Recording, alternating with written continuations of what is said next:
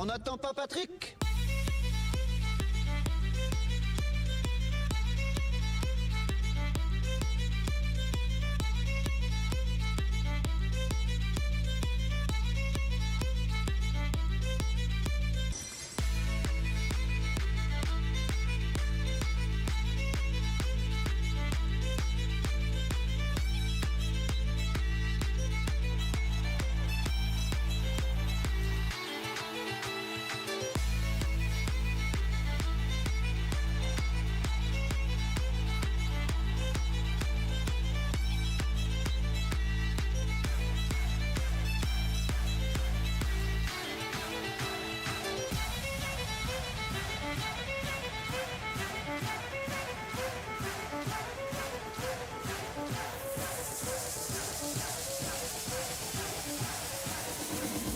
Alors, on n'attend pas Patrick?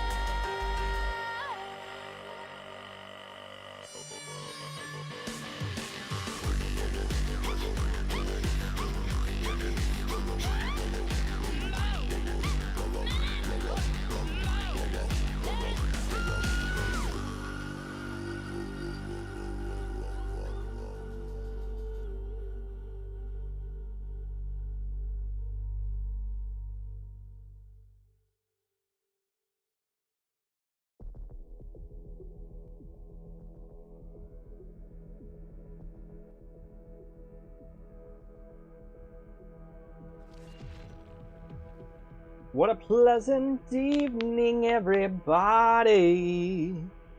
How we all doing tonight? Yeah, how we all doing tonight? I hope that everybody having a good night tonight. We're gonna play D&D tonight. We're gonna do some fucking role-playing, and I'm very fucking excited for that. Very fucking excited for that. What's up, guys? How we all doing tonight? How goes things? How goes some of the stuff? Oh, we're gonna have a good fucking night tonight. We're gonna fucking have a great night tonight. But we'll talk about that. We'll talk about a lot of things. Because here at the Moosey Kingdom, we talk about so many things, including, but in fact not limited to...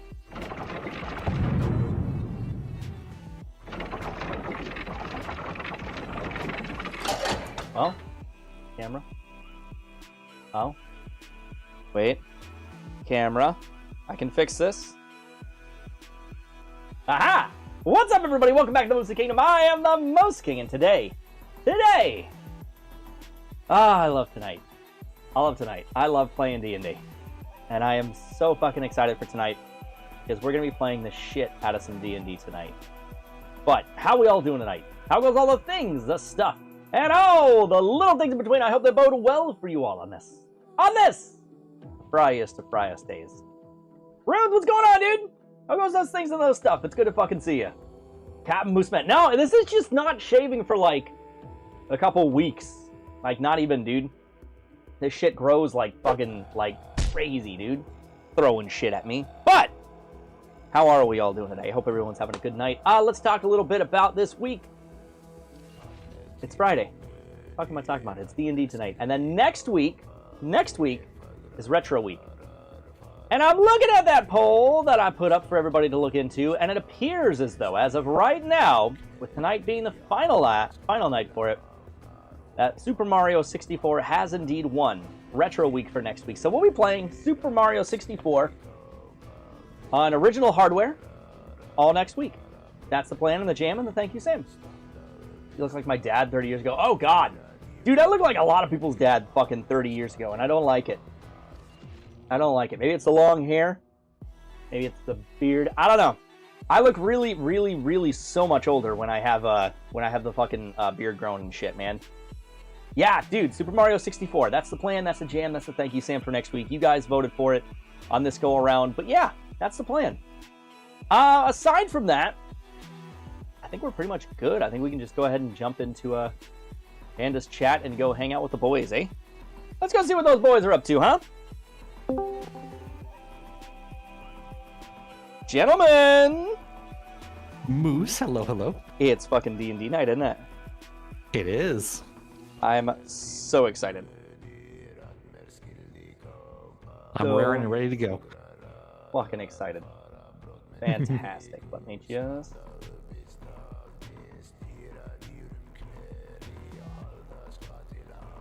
Okay. Harriet, if they have online multiplayer, can you roll up the other person? Oh. Let's see. I need to go. Ooh. That sounds horrifying, Ari. Were you guys both able to get in okay and everything? And Oh, I have not tried yet. Load mine up right now. Loading in. sweet, sweet. Also, Bunny, thank you for God. reaching 5 streams. Thank you so much. I'm trying a bunch of new stuff. I should probably head get over on my actual like stream. Oh, Hold Kenku is up. deafened, by the way. Kenku is always deafened. Oh, okay. But I don't have any music playing right now. You'll hear Kenku. Gotcha. Don't worry. I'm trying several new things out. Oh, Okay. And I'm in my constant pursuit of trying to make everything more visually stimulating and make everything look better and flow better. I have a long list of stuff. So my whole D&D scene got a revamp. It got a glow up. And yeah, I think it looks a lot better. I think it looks a lot cleaner. You guys both now have small, like, simple character panels underneath each of your reactives, Okay. so that people can see like your character portrait, your name, what level you are, what class you are, like your max hit points, your AC, and your passive perception. As well as your individual reactives are sitting on top of each of the like little things. Okay. interesting. I am now connected to Foundry via my stream PC via browser, the same way you guys are connected via browser. Okay. So hopefully I don't run into any crashing issues or anything like that. Nice. That's the goal. That's the dream. That's the dream. And that also means I have access to all 3 of my monitors throughout the entire thing. So it should be easier for me to like go in between, back and forth between things without having to worry about stuff. 10-4. And then as of right now, that's what I've got going on. My next thing that I want to sort of get integrated is I found a mod, a Foundry mod. That's it's like a whole suite of mods for combat to make combat sort of like flow better. Right. and make it a little bit more intuitive and user friendly to where you guys would like kind of just like click and be like, I want to attack the thing with this thing, and then it happens. Okay. Hell yeah. Hell yeah. I'm down for that. So feel not completely video gamey, but like a little closer to like the Baldur's Gate 3 style of like combat, where you like click your character, then you click on another character and you select what you want to do, and then it does it. Fancy. Yeah. But yeah, so welcome in. How you guys doing tonight? Doing good. I've got my caffeine next to me, so hopefully I'll be awake. Yeah. Amazing. I ordered pizza because Gina's out with her mom tonight and they're out seeing the thing, so it's just me. So I had the biggest boy dinner ever, and I had pizza. Nice. I'm kind of jealous, to be completely honest.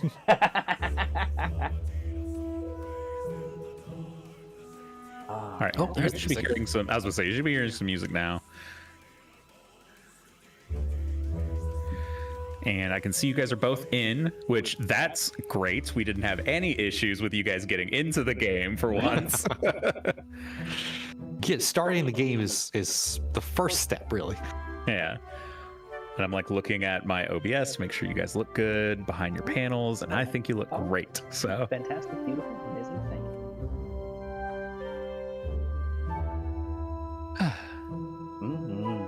So welcome to episode 5. Before we jump in and I announce what the title of this episode is, would you guys like to recap what happened last time? I know it's been like a month and a half. Oh god, it has been, hasn't it? Let's see. Last time... Well, we visited the Oracle, right? Yes. Mm-hmm. And we discovered that his questions have a price. Yeah, we gave up some memories. Yeah. You gave up a really Although, fucking... what memories they were, who knows? You know, Who knows? we've given them up. Oh, damn, we don't even need to recount them. Why? Because we don't even fucking remember. Exactly. Who could remember them? Cute. I remember Kai gave up his memory of being born and to find his to find his way to Nemeris. Yes. So now we know the way to Nemeris. We know Yeah. 3 ways to Nemeris, one of which is being eaten by the Tide Mother. Which is the preferable one that we had to convince the captain of, if I recall correctly. Oh, yes. And you did successfully. Yes. Sort of. we convinced the captain, not so much the crew, but... Yes. That's right. I have a to be determined eaten by Tide Mother. Like, we have to get him on board for that. We were going to go... That's right. So I gave up my first adventure with my parents to find out more about my dad. He had secretly taken his memory back that he had given up and dipped out. So the Oracle was a little pissed, to say the least. And then we got back on the ship based on that. And we fought had some to convince... pirates. Yeah, we fought some pirates. We nearly fucking died again. Yeah. Something, I don't know, something about these encounters. He's just out to get us. I don't know what we did, Doc, but damn. They're balanced. You're still alive. Yes. Barely. We leveled up last session, if I recall correctly. You did. Which was a very big one. And we convinced the captain that... we talked to the captain about getting eaten by the Tide Mother as the fastest route down to Nemeris. But the captain's like, look, it's not me you have to convince. It's the other... What's her remaining crew count? The other 45 people on the boat that you have to convince. Otherwise, they will fucking jump ship because you realize how fucking stupid and crazy that sounds. And I was like, yeah, that's pretty stupid and crazy, but that's exactly why it doesn't fucking work.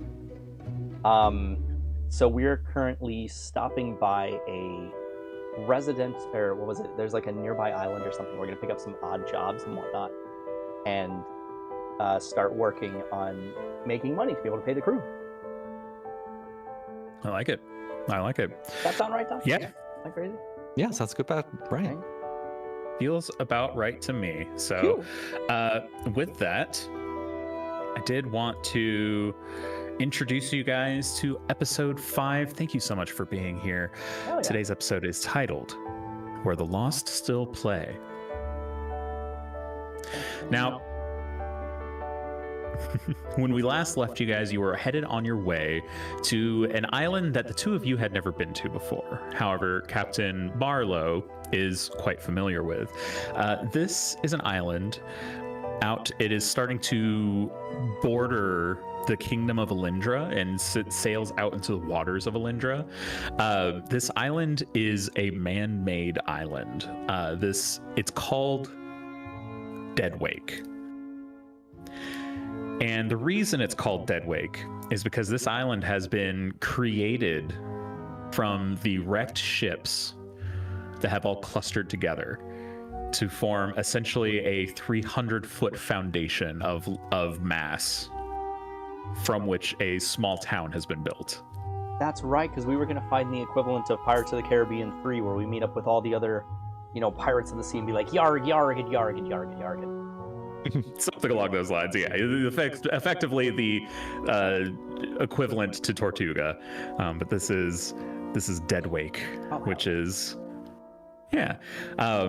So the trip, I've already calculated the cost of the trip, essentially the extra 10 days it's going to take you to sail there, into what is your crew costs and Snotchgrin costs. So at the start of today's session, which already includes that 10 days, you currently owe your crew, for the 45 crew members, 28 of which are laborers and 17 are deckhands, 398 gold pieces. Holy shit. How did we get that? Oh, joy. Wow. Okay. Also, I'm trying to pull up my character sheet here, and I'm noticing that maybe this is just a loading error on my end, but when I click on it, it's a little compressed. Like, I can see major NPCs, but it's kind of cut off. Let me try it. It's just a formatting error. I was gonna say, I'm not seeing it on my end, but if there's something I can do to assist, let me know. We're good. It's just a loading error on my end. We're good. Cool. As for Snotchgrin, you have now had him for a little over 20 days. Oh my god. And yeah, his goes up weekly, so you're sort of midweek right now, but it's about to be the end of the third week. However, it hasn't actually happened to be the end of the third week yet, so you still have just 2 weeks worth of interest gained. His current is 119 gold, 7 silver pieces, and 9 copper pieces. Good lord. All right. I like how we owe more than what we paid originally. Yeah, seriously. That is how interest works. I don't like that. Okay, so respectfully, we need to do a lot of fucking work. We're gonna have to scrub a lot of dishes or hunt some seriously big shit. Which is... I say we punch a lot of sea monsters. Yeah, hell yeah. We'll start with sea them. monsters don't tend to carry a lot of gold on them. No, but if we bring their bodies to, say, the local townage, they might be able to salvage it. We could probably send the workers out to haggle a little bit, see what they come back with. Not a bad idea. However, you have sailed to Deadwake. So just to give you an idea of what you're approaching here, as we sort of talked about, this is the equivalent of what Tortuga is in Pirates of the Caribbean, right? So your ship comes upon a 300-foot tall mass of wreckage. These are ships that have sailed across the seas and have succumbed to many different fates, but all have become part of a wreckage that has become part of what is now Deadwake. To enter into Deadwake, you have to sail up to the docks, and your ship needs to be brought up to the top of Deadwake. Nice. Okay. So what happens as you sail up, you come to a spot that like your ship sort of fits into, and a crow flies down to your ship. And it lands near Barlow, who is at the helm, and sort of pecks at the wood a little bit as if waiting for something. And you see Barlow sort of slip a hand into his jacket, pull out what looks like a piece of paper and hand it to the crow, and the crow flies off. Do I recognize this ceremony? You do not. Yeah, this is all unfamiliar to you. Beautiful. So as the crow flies off, a few moments later, you see drop from the sky several large ogres. Oh! And they land on your ship. Thunk, thunk. Oh dear. Thunk, thunk, thunk. And with them, they have ropes tied to them.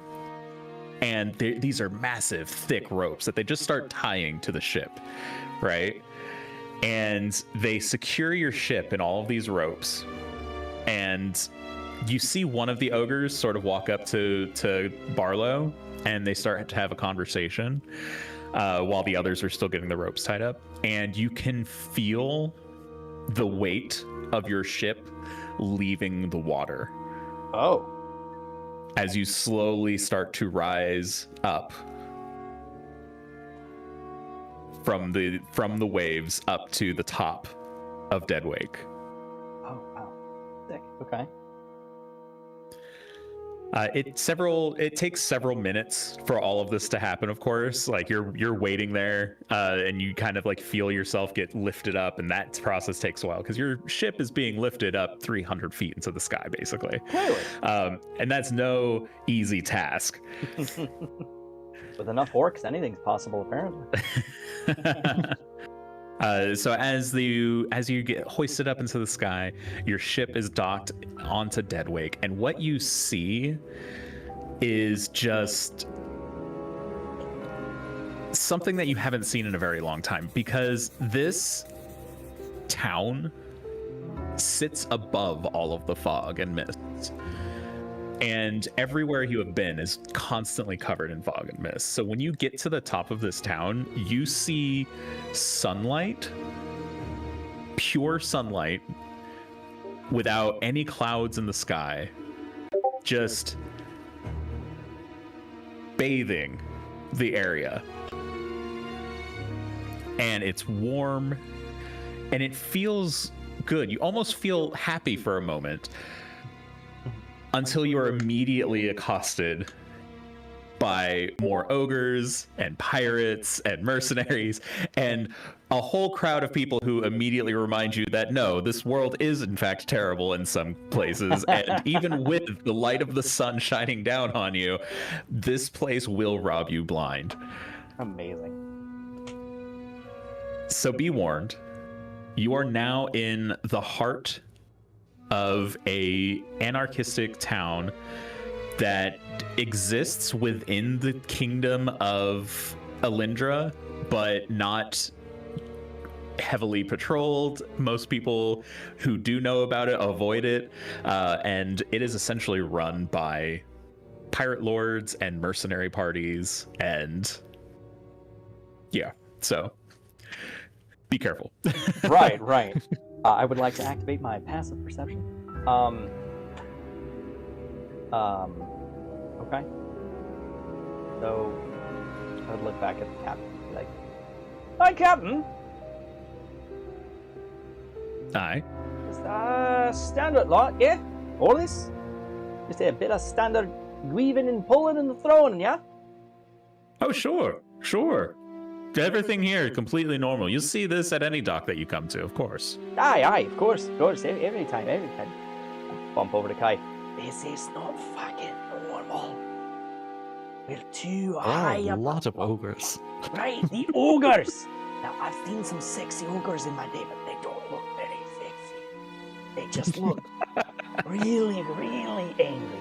And not like that sexy, like really angry. Say, Captain. Hey? Do you think they have But you know what, Captain? What do you say about this place? What do you know about this place? Is it aside from being, surrounded by proper pirate? Should we be aware of anything there, Captain, before we walk in? Start getting our feet wet? So the captain, sort of on the way to the port, had kind of regaled you with everything that I had just told you. So you're kind of somewhat expecting like piracy, thievery, mercenary camps, things like that. He does sort of look to you and he says, "Well, the reason we're here is we need to make some money. Aye. Exactly what I was hoping you would get to. The money. As it happens, I know one of the pirate lords here. Aye. Right now, what's his name? His name is Ravel Blacktide. Ravel. And he has a particular desire for artifacts of magic. And I feel that anytime I need coin, I can go to him and he can send me to find something for him. And he usually pays very well. Okay. Okay. Where might we find this black tide? Follow me. And he sort of leads you. He kind of like waves you to follow him. And you walk through just a dirty, dingy town. It's all scrap, right? Everything around you is scrap. There's wood piles, metal, just all over the place. Imagine if you've played like Final Fantasy VII, like the lower section of Midgard. Yeah. Okay.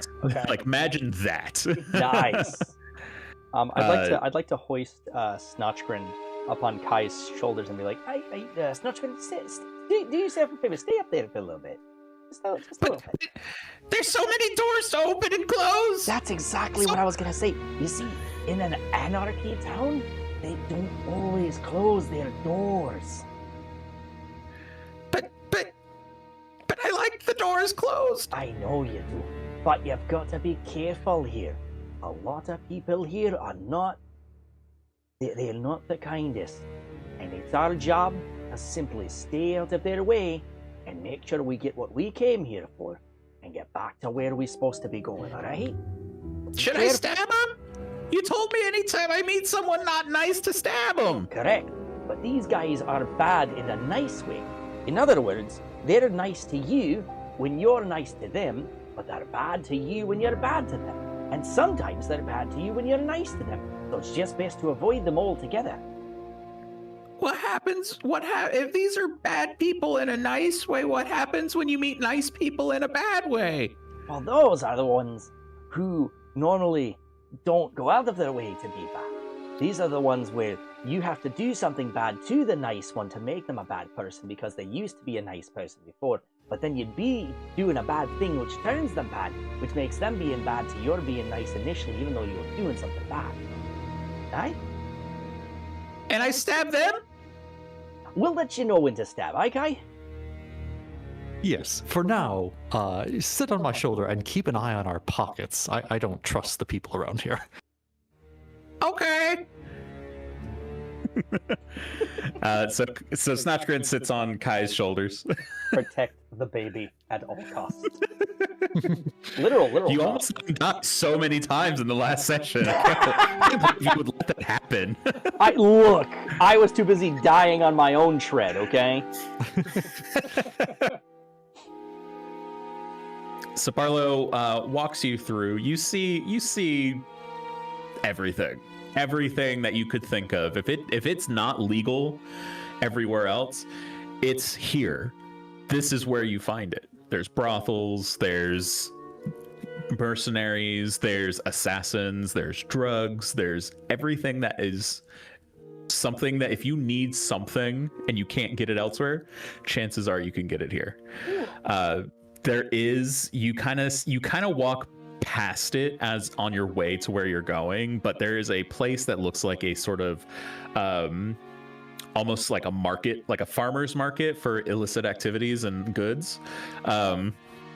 People fencing and people trading things that you could definitely catch, like, oh, that's a drug. I know that one. That's a 5 ounce, that's a 10 ounce, that's 15. Snotchgrin, take notes, please.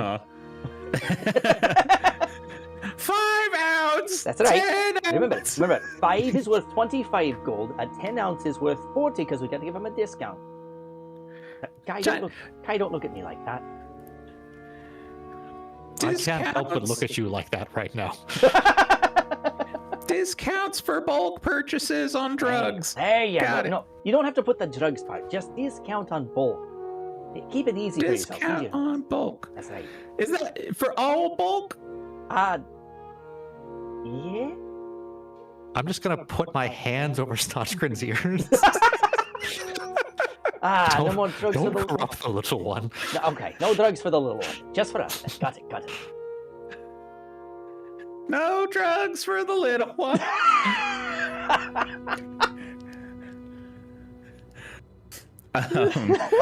And as you continue, you eventually come to a ramshackle building made from various parts of various ships. And this building has a small sign out front that says the Scuppered Maiden. Barlow turns to the two of you and he says, all right, this is where we're headed. Inside, we're going to have a lot of pirates. Do you know how to handle yourselves in front of people who are going to want to attack you on sight? I look over at Kai. Obviously, we turn into a bear and we fight them. That might get you killed, Kai. I often think back to the meetings my father would have on this ship. It's best to stay quiet, stay consistent, don't lie, hold your own, and if somebody calls you bluff, especially when they've got 12 more people surrounding you, don't try to be sneaky about it. They very clearly see what you're doing. Is that about it, Captain? All right. I'll make your introductions. But ultimately, at the end of the day, it's your choice on what we do. So, we need money, and this is a fine way to get it. But if you don't want to, and we need to make a break for it, we should come up with a signal so I know to run.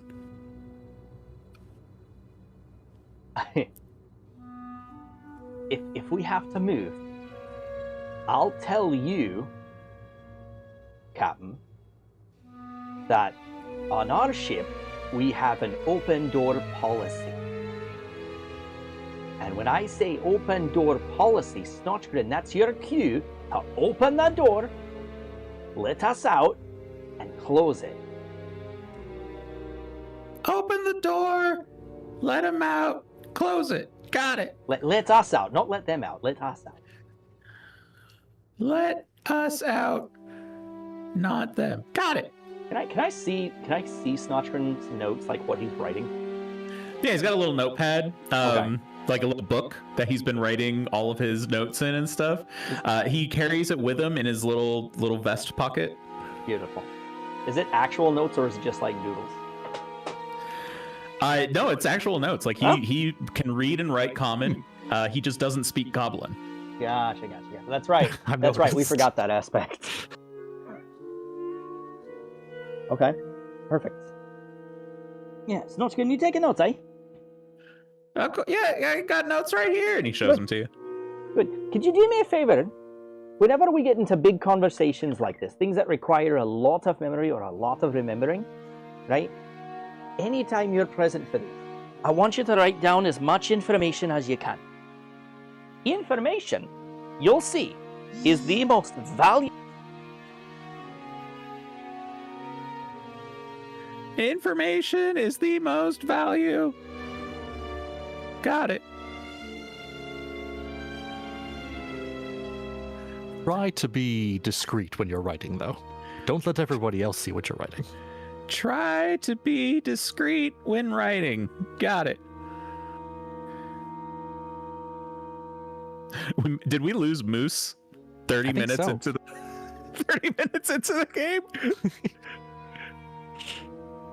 Off to a good start. There we go. I wasn't sure if you were making a joke, so I kind of rolled with it, and then I was like, "Oh wait, no, I think we just lost him." No. I was gonna say, Snotchgrin, you got to be discreet, but not sneaky. There's a very fine line between discreet and sneaky, because we don't want the pirates thinking we're over here trying to pull one over on them either. You know, you've got to be smart on it. Be discreet, not sneaky. Got it. I can't wait to see what his notes look like. The simple contrast in information, the amount of hypocrisy he has to write down. So I'm going to throw this out there.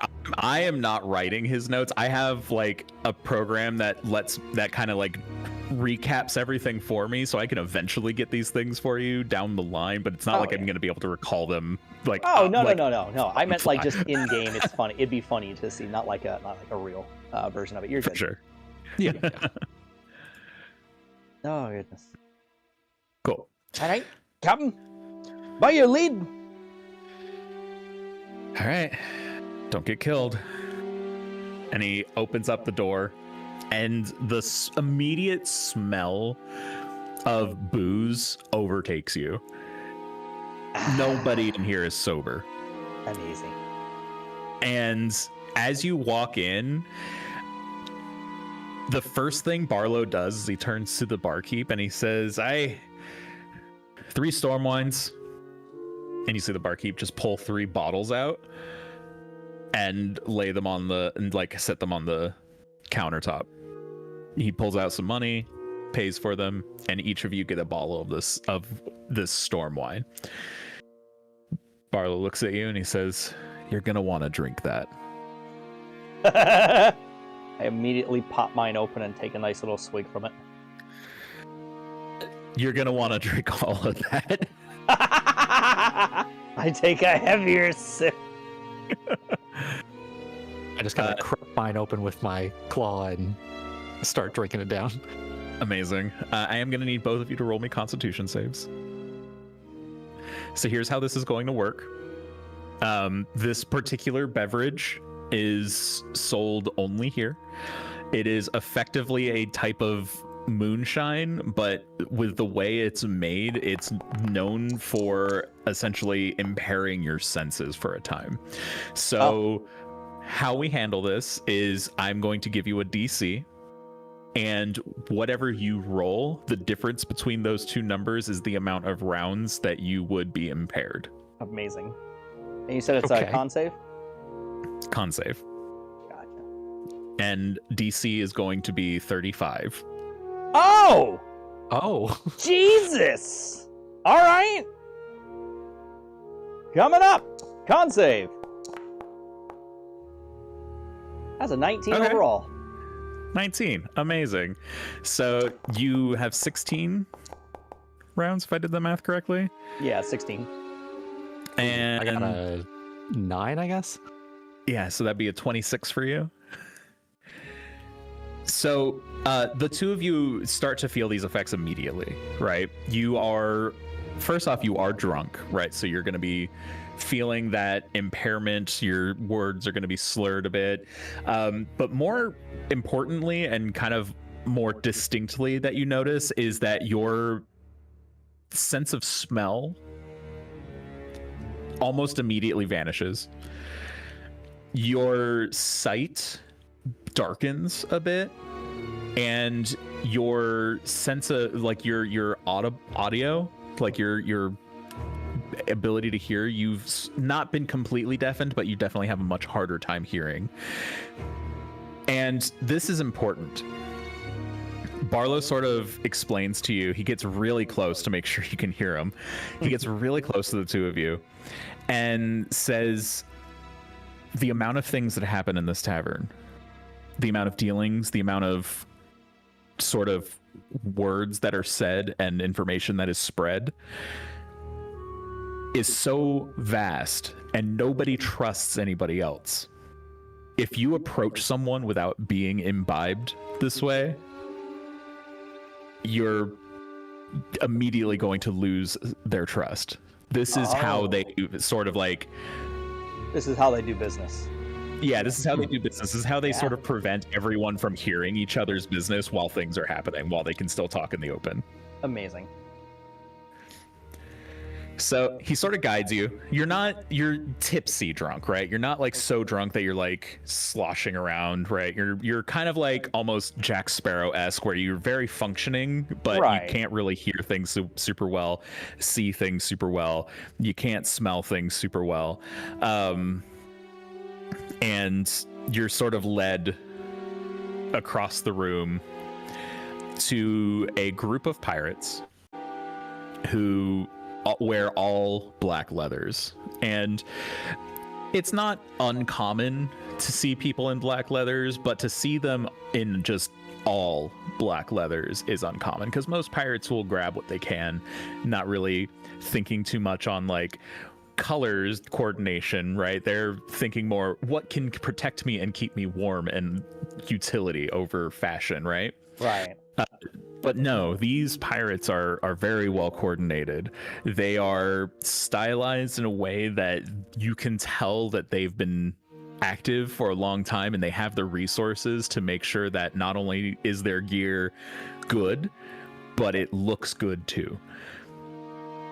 They're very fancy. Very fancy. Fancy pirates. Fancy. Yeah. Several of them sitting around sort of drinking, gambling, and of course you can tell immediately who is the captain, as he has a large hat with a much larger feather.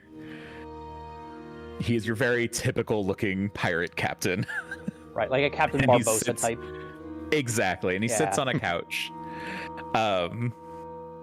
talking with his crew, and he sees Barlow approach, and he gets this big smile, a grin so wide, and you see a golden tooth in his maw. He's, I recognize that face. Barlow Crean. To what do I owe the pleasure of your company today? Barlow looks to the two of you and looks back to the captain. He says, just introducing you to a couple associates of mine who are in need of money. Perhaps you have a item of interest that you need getting?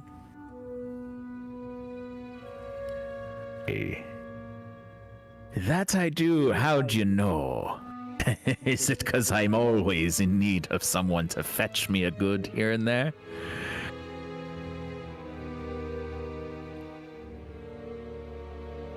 Introduce yourselves to me. Who are the two of you?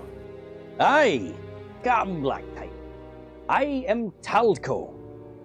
I've been on the seas a many years, and I've come back around, stayed for a bit, got back on the seas, and just looking for a good set of adventure. But as you know, Cap, adventures take coin, and never's on sale simply for fun. And the captain here was kind enough to bring us to your presence with the hope of finding some coin, as they say. And you? And he looks to Kai. My name is Kai. I am also in search of adventure and some good coin, so we're glad to have met you. Well, coin I have, but you know what I don't have? And he looks over to one of the other pirates who kind of is sitting next to a barrel. And in this barrel, you see several scrolls of paper. And he kind of reaches in and he kind of grabs one at random and he hands it to Barlow, or not to Barlow, to Black Tide.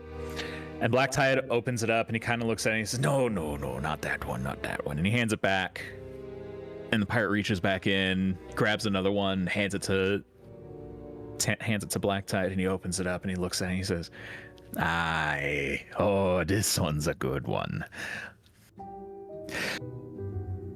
Say, the two of you know the story of the Isle of Wandering Echoes?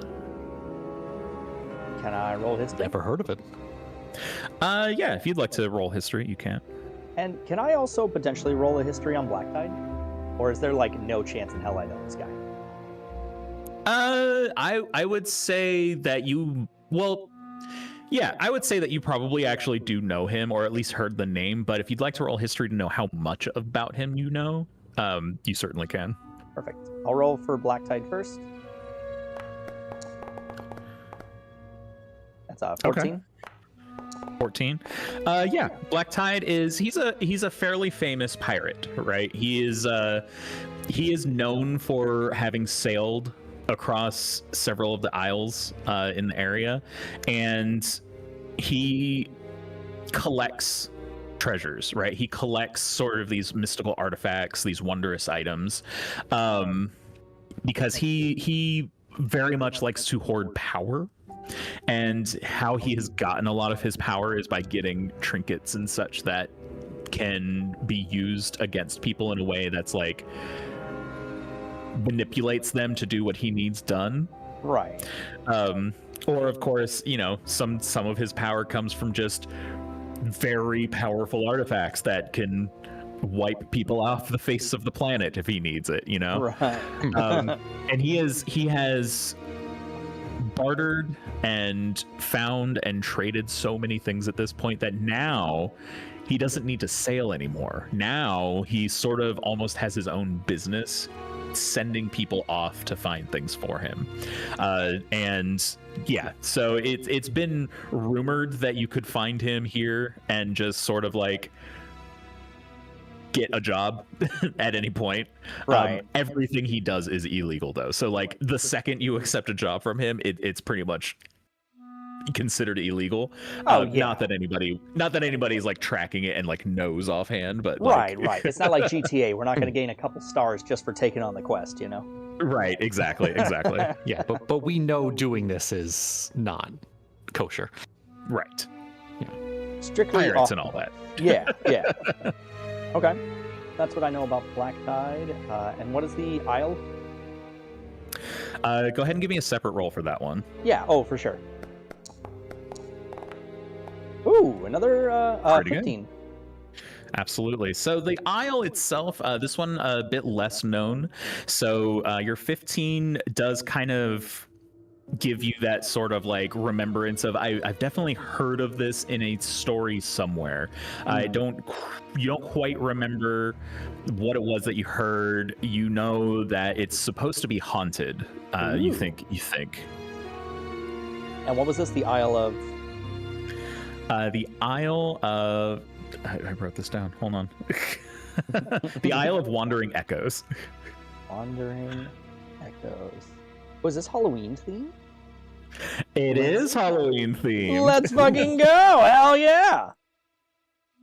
I'm glad you picked up on that. Isle of Wandering Echoes. My only note so far: haunted. I like it. I've heard stories of the Isle of Wandering Echoes. Heard it's haunted by some nasty spirits. But I just old wives' tales from what I heard. Haunted is a mild description. You see, the Isle of Wandering Echoes. Oh God, his voice is changing so much. Sorry. That's all right. The Isle of Wandering. That's all right. You're good. Super haunted. Got it. Haunted by the spirits of children who drowned at sea.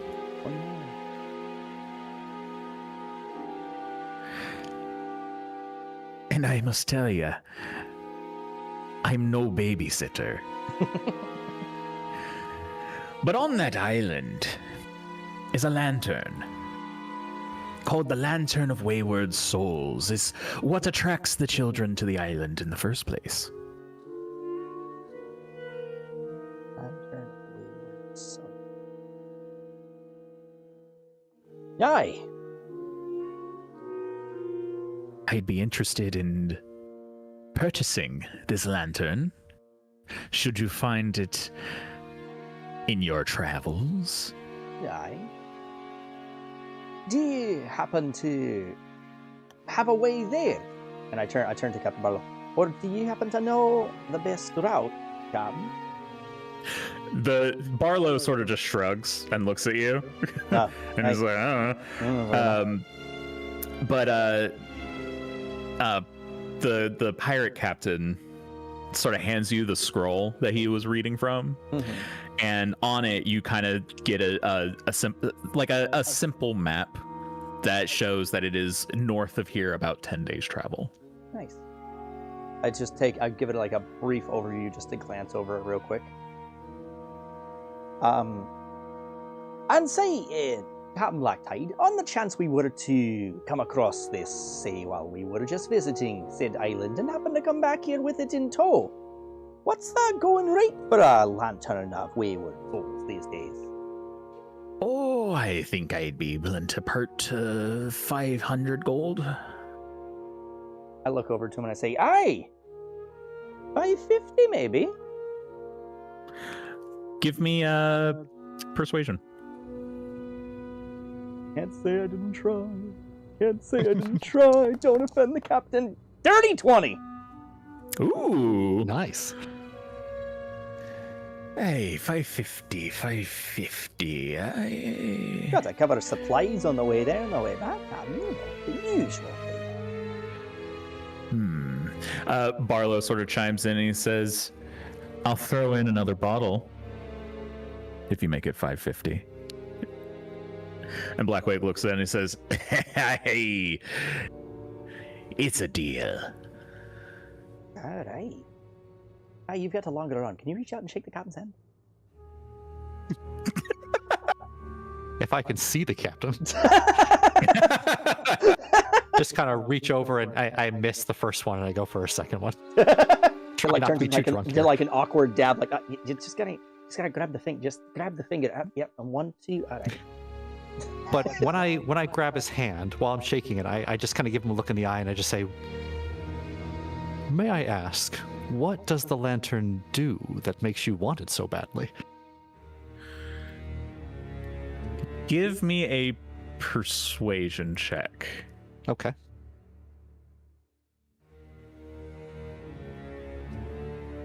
An excellent question. Mm-hmm. But not one you'll just immediately get the answer for. Ooh. I got a 5. Because Okay. I have, if I'm, can I assist in this one and give him advantage? Potentially. How would you assist?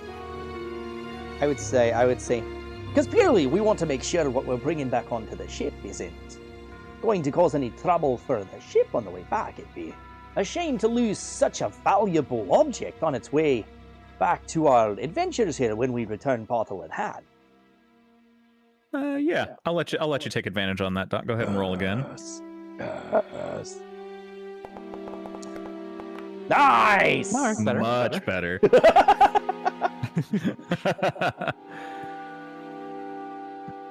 Aye. Not to worry. The lantern itself won't damage or hurt your ship in any way. It's said to help you remember things that are lost, and of course to guide wayward souls to it. I see. I'm saying this what is out of character. Is that why it's called the Lantern of Wayward Souls, or is the captain just really drunk? No, that is essentially why it's called Lantern of Wayward Souls. He's just not giving you a ton of information because he doesn't want to accidentally reveal what he wants it for. Right.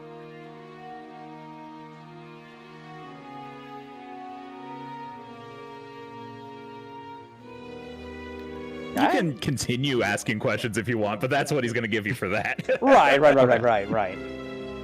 And say, Captain, let's say this transaction goes as well as we would all expect it to. We would obviously love to continue doing more work in that sense when we've returned and procured item of said manner. Would there be perhaps any incentives on return? Perhaps we could take more than one job at a time. Maybe we could perhaps be a part of some dealings further down the line. Aye. Bring the lantern back, and we'll see about getting you another job. Perhaps I can give you more than one scroll at a time if you're successful in this first endeavor, but I don't like to give all of my notes away to someone I've never met. Aye, of course. That's why we have the Captain Barlow here. A trusted face for a trusted, well-established, soon-to-be well-abiding and well-rewarding for all investment, eh? As you sort of gesture where Barlow was, you realize that he is no longer standing there with you. Did Snotchgrim see where he went? Are you asking him? Yeah, look up at Snotchgrim. Snotchgrim, right? Captain Barlow's? Oh. I don't know. I didn't hear him go.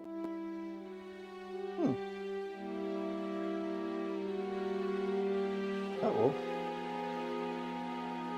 Well, Kai? All good on this end? I can't think of any other questions. Oh, Captain Black Tie.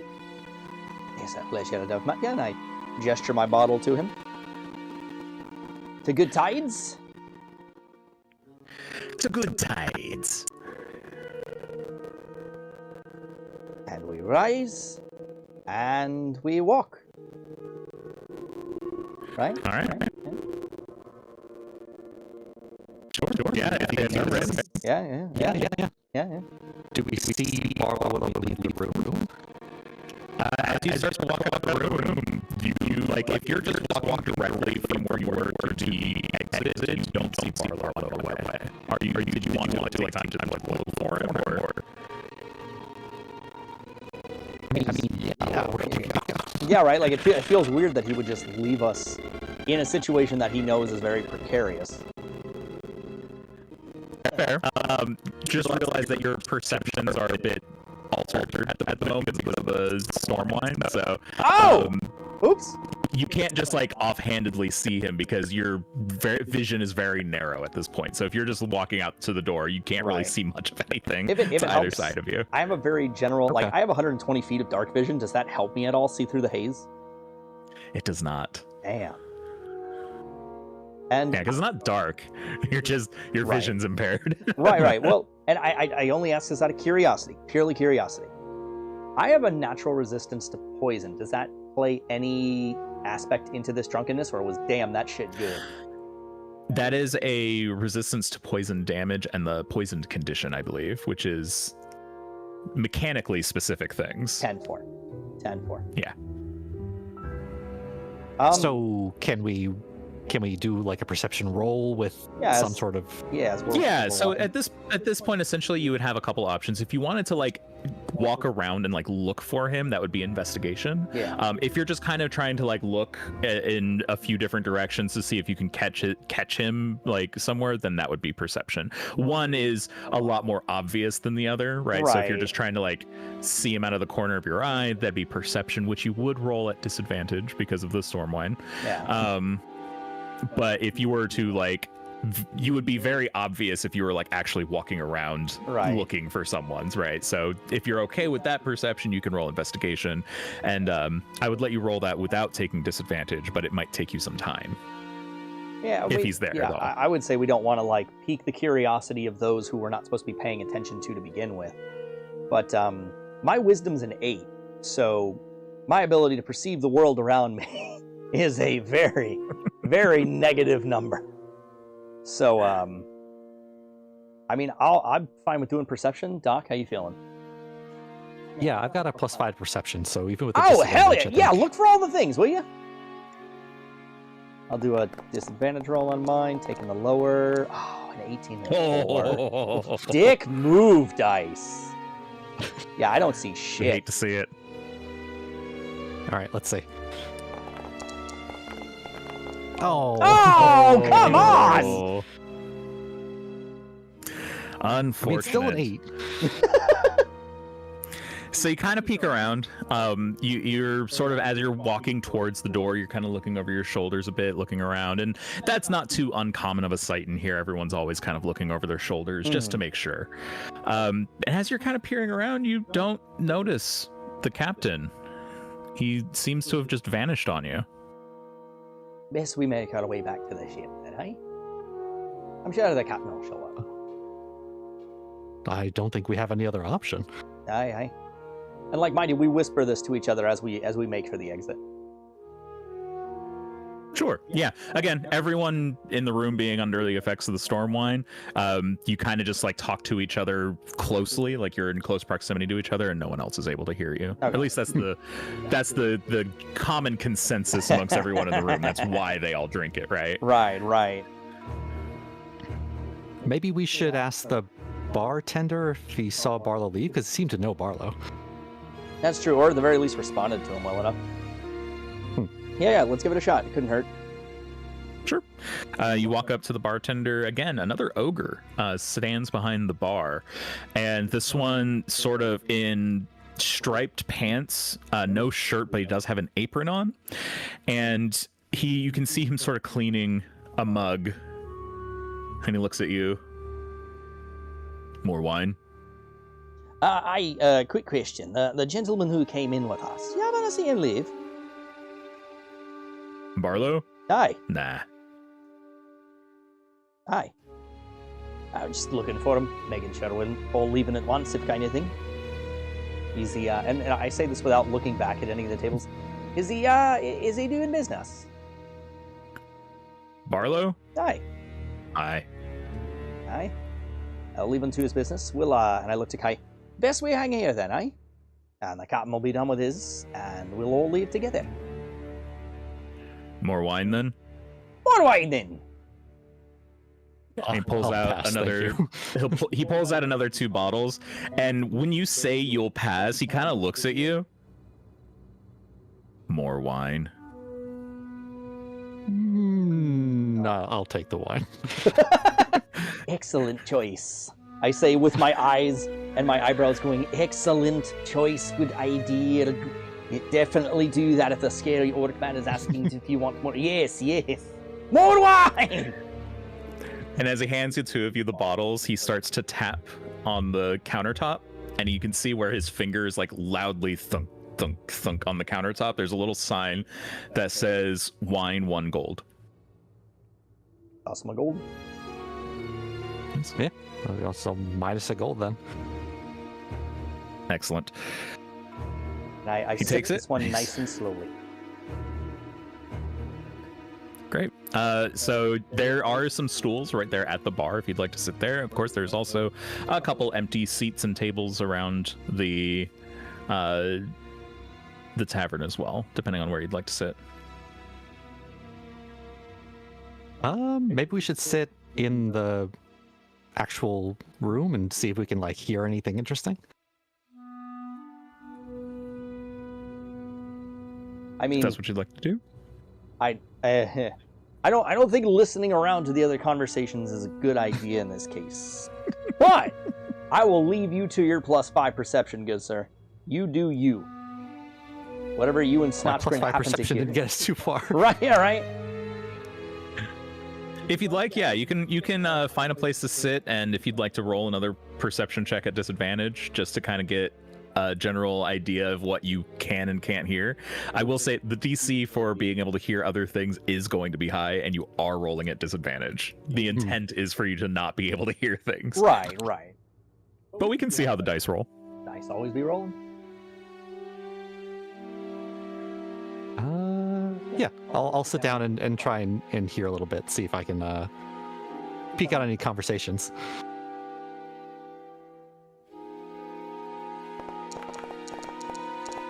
Oh! The numbers are just going down on both ends. Well, I gave it a shot. You know what? Fuck it. We're here. I will also do the disadvantage. We're sitting. We got nothing else to do while the captain's away. Okay, not bad. That's a 10. It's a 10. Oh. I will say with that, you're mostly hearing very muffled conversations. Like it's almost like Peanuts adults level of like. So you're not able to distinguish any actual conversations or anything like that, which again is the point. So, you know, you can tell that the wine is doing its job. As intended. Some time passes. Are you basically waiting to see if Barlow comes back down to you? Oh yeah, no, we've never been in this city. It's big, it's crazy, it's scary. He told us to straight up like not break the party, so we're doing that. Sounds good. All right. In that case, yeah, some time passes. You're basically continuing to drink your wine straight from the bottle, and you're not entirely perceptive of exactly how much time is passing while you're kind of hanging out and relaxing, but you do eventually see Barlow come walking back up to you, and he kind of walks up to the table you're sitting at, and he's, "Oh, you're still here. Good. We should go." Do I notice anything off about his candor? Give me an insight check. God, I'm terrible at these. Ugh. I don't notice a goddamn anything thing. at all. Yeah. This is very in line with. I mean, for the first time you met him, he was super drunk. So, like, what else are you gonna expect from? Right, par for the course. Hi, Can I also check? Sure, go ahead. Just speaking, Captain, the usual, just the best to check in, make sure we all leave together as we came together, eh? Kai, you do notice a little bit. Something definitely seems a bit off. You're not quite sure, but yeah, he definitely. It seems odd that he wants to kind of like bounce so quickly. No more so than usual. It's like when we go out to sea, it just moves a little quickly. That's all. Right. Yeah. All right, off we go then. So you all. Ooh. Oh, sorry. I was just gonna say, like, as we were leaving, I just want to be like, what exactly were you up to while we were waiting? It's nothing. It's nothing. It was. Is this nothing why we're leaving in such a hurry? No, we're leaving in such a hurry because you got the. You got the scroll, right? We have a thing to do now, right? We have a heading. Aye, yeah. We do have a heading. And there's money on the line. Certainly. Best we get moving faster than possible. 550 gold, right? Aye, that's what we fought for. Excellent. That's enough to pay off the crew. Yeah, for a little bit, yeah. For a little bit, at least. Might have to do a few more jobs, but it's a good start. Well, the sooner the better. Then we should probably get back to the ship, huh? Aye. We stocked up. We got everything we need there, Captain. Good. Let's go. Aye, no. Captain's in a bit of a hurry today. You love to see it. He's got a little pep in his step. It's moving with purpose. All right. We don't really have much, at least, Doc, I don't have a lot of gold to really hawk around here yet, but this could be a really good place to come back to when we take up a couple jobs for the captain here.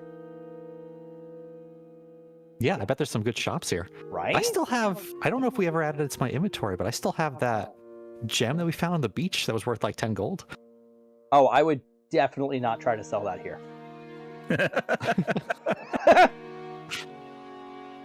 Just a thought.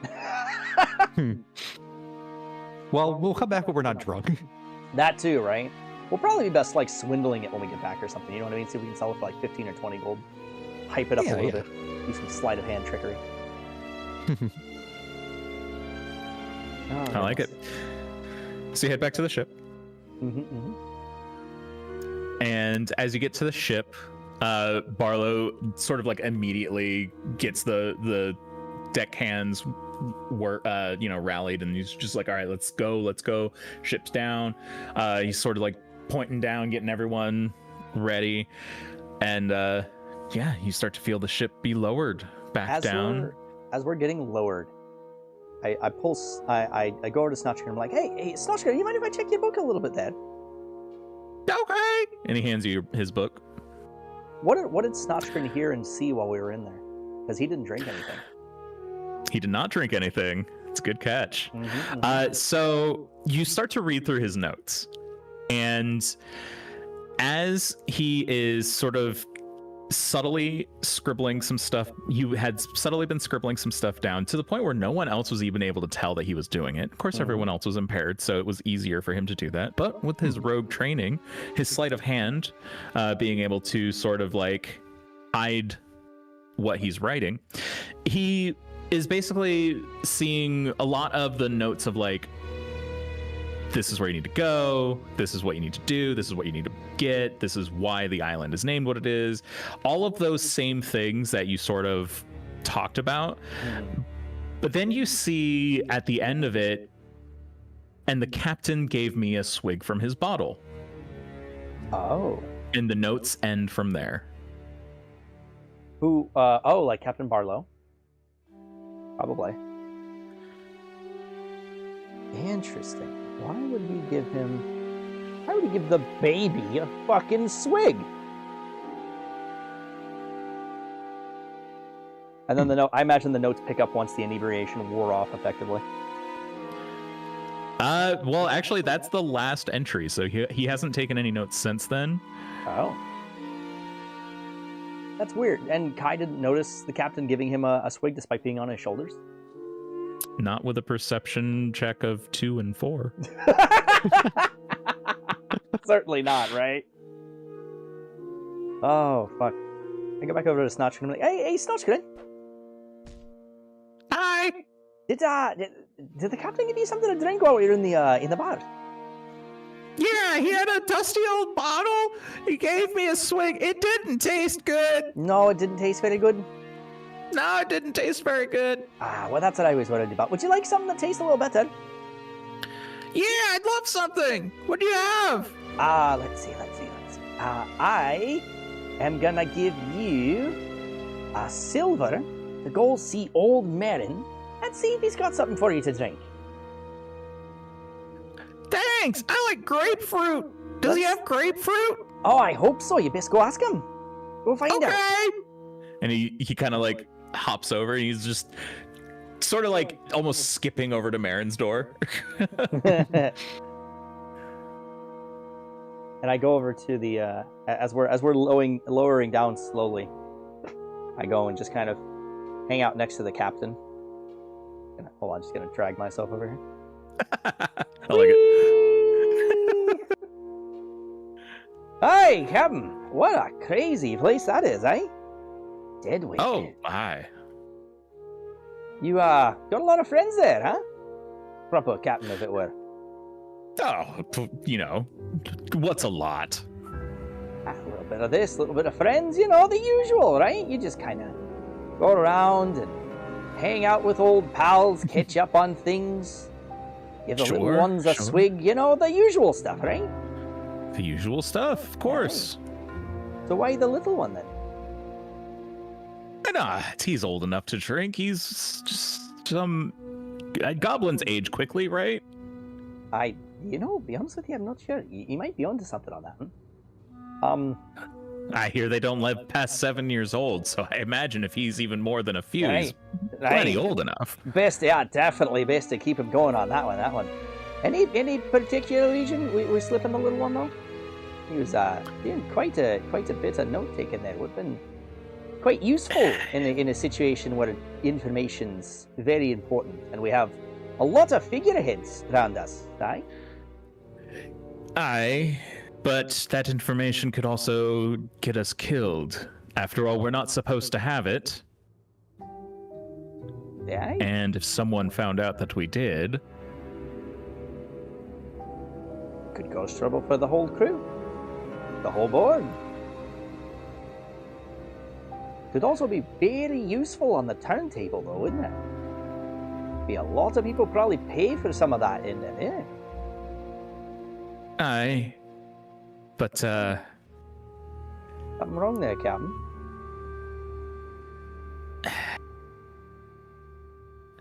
Look, the island's not filled with just pirates, right? Aye. It's got mercenaries. Aye. Assassins. Aye.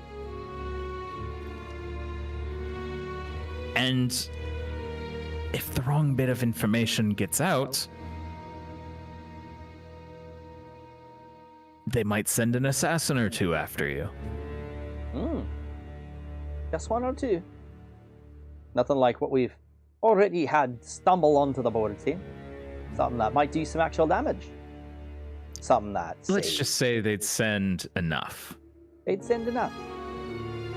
on an island where the priority is staying to yourself, getting what you need, selling what you have, and that includes everything from, say, stuff, people, drugs, information. Wouldn't you say that kind of stuff would have bought a pretty penny, eh? Even if it's something simple. You never know. Word of mouth gets around, pass a wind here and there. Hey, happy a pirate if you don't take risk, eh? Aye, well, maybe you should just drop it for now, because deed's already done, isn't it? Aye, that it is, Captain. That it is. Let's be a little more watchful of that bottle. I slipped right into the little one's mouth. I gotta be careful with that. They are little after all. Gotta be careful with that. Aye. I'll be more careful. Onward then, Captain. Off we go to the the Isle of Wandering Echoes. Haunted as ever. You love to see it. As the ship continues to be lowered down into the water, Barlow is glaring daggers at you, and you can just feel, even as you walk away, you can feel them just piercing the back of your head. I have that little sly smile walking away. I definitely made my point. I hope I made my point. I've definitely pissed him off a little bit. A little bit. This is definitely the point in a Telltale game where you'd see the little pop-up in the corner saying Captain Barlow will remember this. Now that the conversation's done, I'm going to walk away like I wasn't eavesdropping. Ah! Right? Amazing. I'll make it a point to bump into Kai at some point later on in the night. Fill him in on the conversation, just whatever gaps he may have not heard or may have heard in its entirety. Keep on the same page. You know? Remind him at the end of the day, this is a captain of a pirate ship. And his priority is himself and his crew, number one. He is always number one for him and for his own. Respectable. Understandable. Completely. Pirate's life after all. Indeed. Pirate's life after all.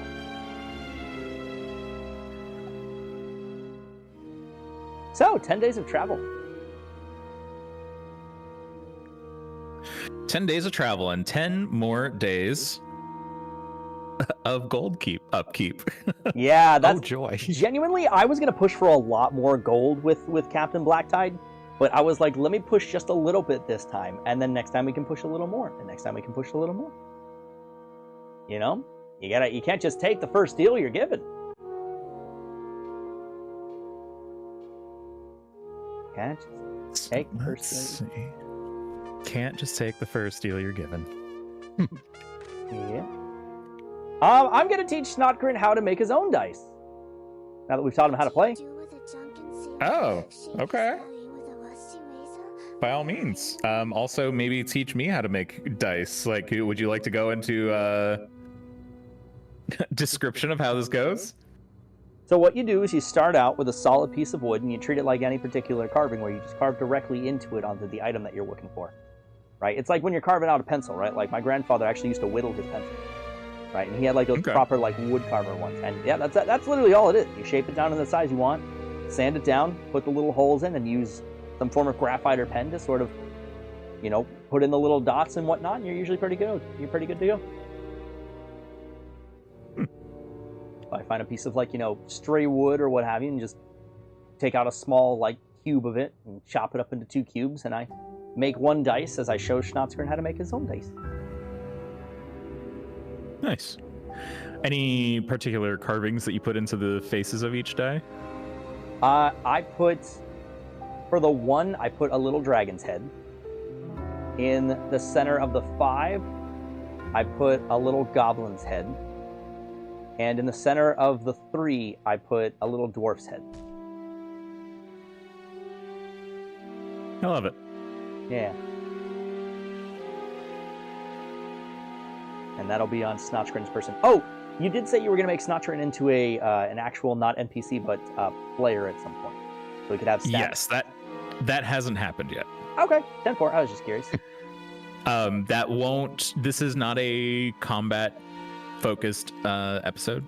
So Oh, that for sure. won't come into play today, but I will make sure it gets done before the next time we have combat, which should be in the next session. 10-4. I was just more trying for like the sake of his skills and whatnot. Of course. Yeah. But yeah, no worries. No worries. Let's see. What else do we want to do over the course of 10 days? 10 days. 10 days. What is our gold upkeep after 10 days? Let's find out. Let's do some calculations. So you have 45 crew members. Mm-hmm. Bring my calculator over here. 28 of them are laborers, and they cost 2 silver a day. So 28 times 2 times 10, that would be 560 silver or 56 gold pieces. Then you have 17 deckhands, and they cost 2 gold pieces per day.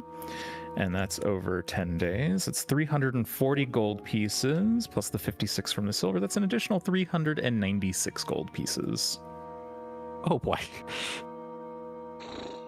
So what's our current debt at? After this 10 days of travel, it would be... Let's see, plus another 398, 794 gold. And we still have 10 days of travel back after this. Yeah. Okay, so Kai, when we get our next assignment from the captain there, from the big captain, yeah, we're gonna have to make sure we can try and cover costs, like first and foremost, and then whatever else we can get on top of it will be worth it, because we're literally losing 100 gold just making this trip. That's not too good. Ooh. May have wanted to bargain for a little more. I thought about it. I just didn't want to push my luck, you know? No, I appreciate that. That is why we give you the options, and you get to make the choices.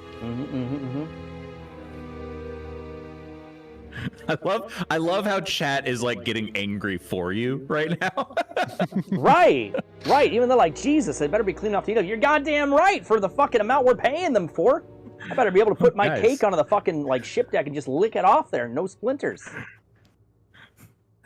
Blame Wizards of the Coast. They're the ones who wrote these rules. All right. All right.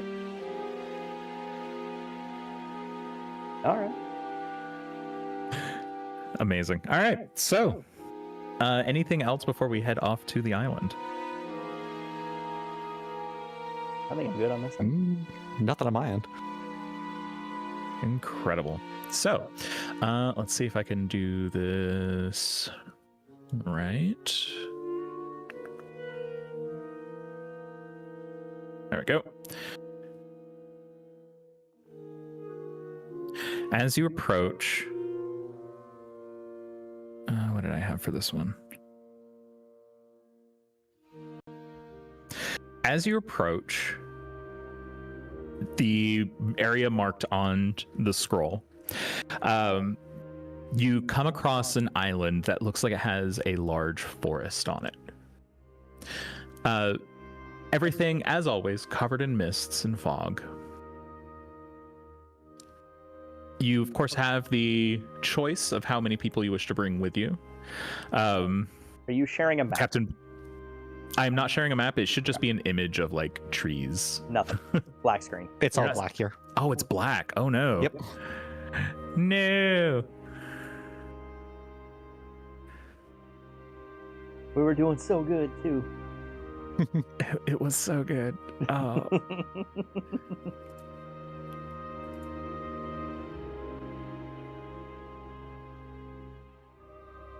Anything? Nope. Dang it. Darkness. No. Darkness. Maybe Quick, drop it's our weird tokens. edition. It's so weird that it's darkness too, because like Yeah. the background color is not even black. The background color is like a gray. Maybe dropping our tokens on it?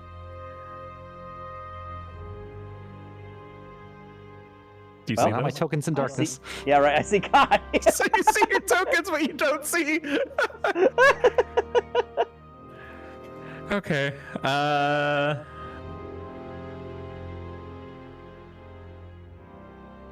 Embrace the void!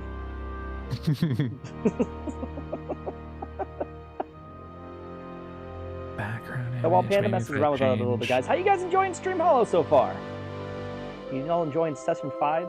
If you guys need to catch up on our prior sessions, whether it's our session 0 or 1, 2, 3, or 4, we have that available. Panda has a playlist that we all have available in our Discords.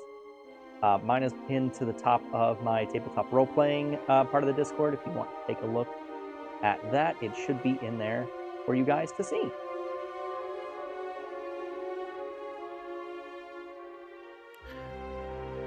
Can I? What if I do? Oh no. Is there a way to? The legendary is there- Foundry scuff. I am familiar. Exactly, Jacob. Exactly. Foundry comes with a degree of scuff.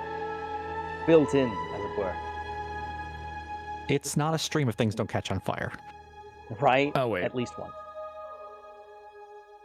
Never mind. That should fix it. Oh, there we go. Oh, there's Oh, two wait, of us. Oh, now there's one of us. All right. I see a picture of trees. Whee! Trees! The trees, Gromit. The trees are I had in the originally- bunghole, Gromit. I had originally tried to get a animated image, but the only one that I had just wasn't great, and it's just kind of like a loop of this same scene, but kind of like the little sparkles kind of just moved, but they were just like moving back and forth, and it kind of looked weird. And I was like, I don't know if I want you just looking at that for 3 hours. Like, I don't know if that would be more annoying to look at for 3 hours, or just having like a static image would be better. But if you want to see it, I actually have it uploaded. It's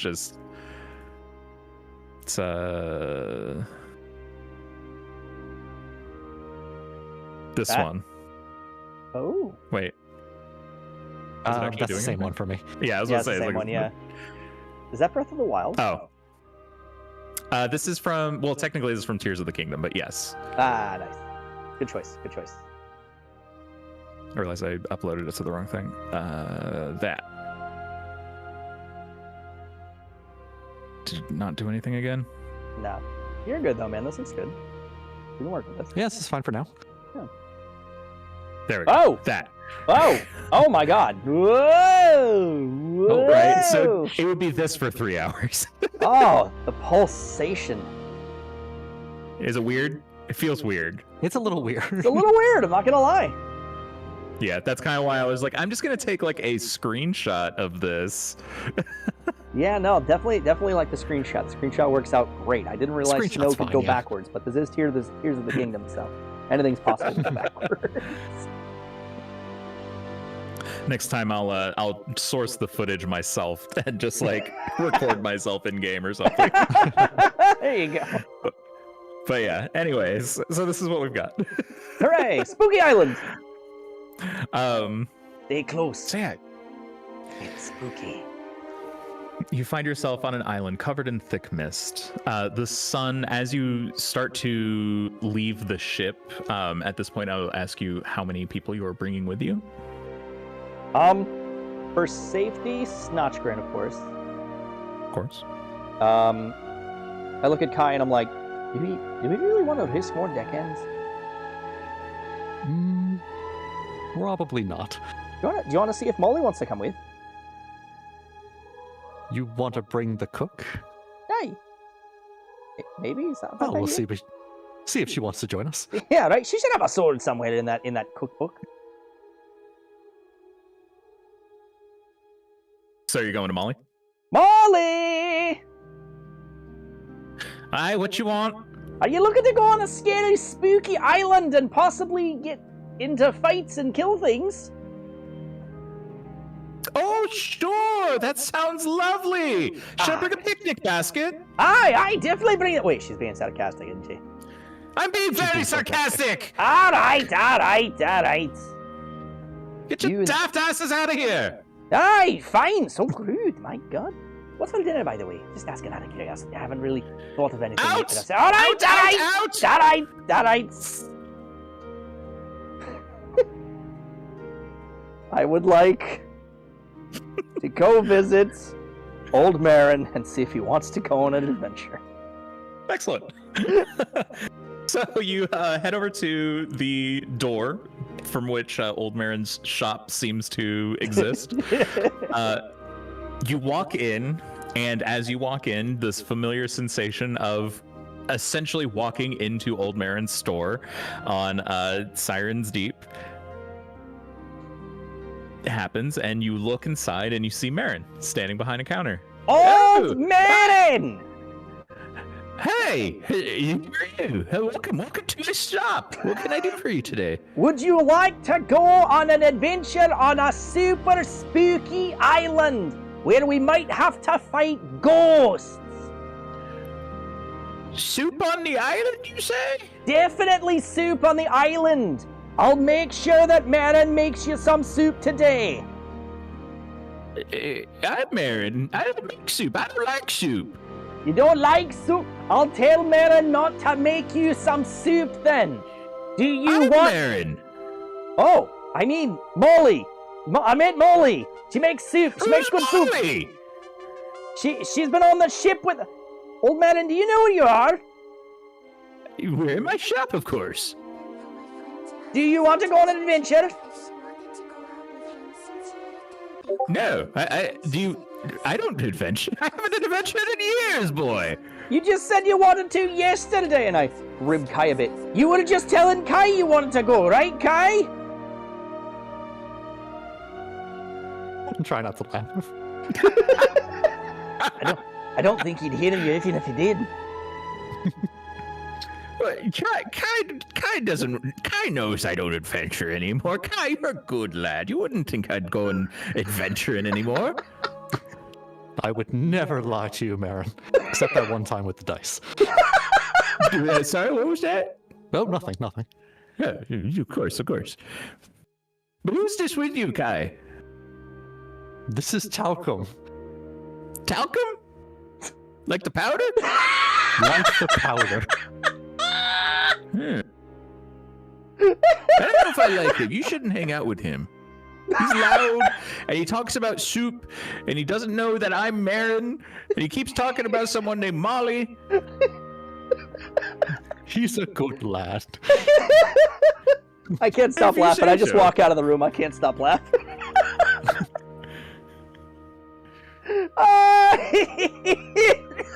Hey, Molly! Want to hear a joke?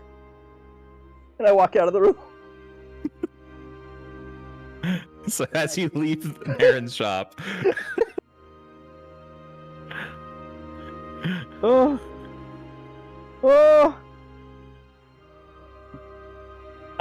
Okay.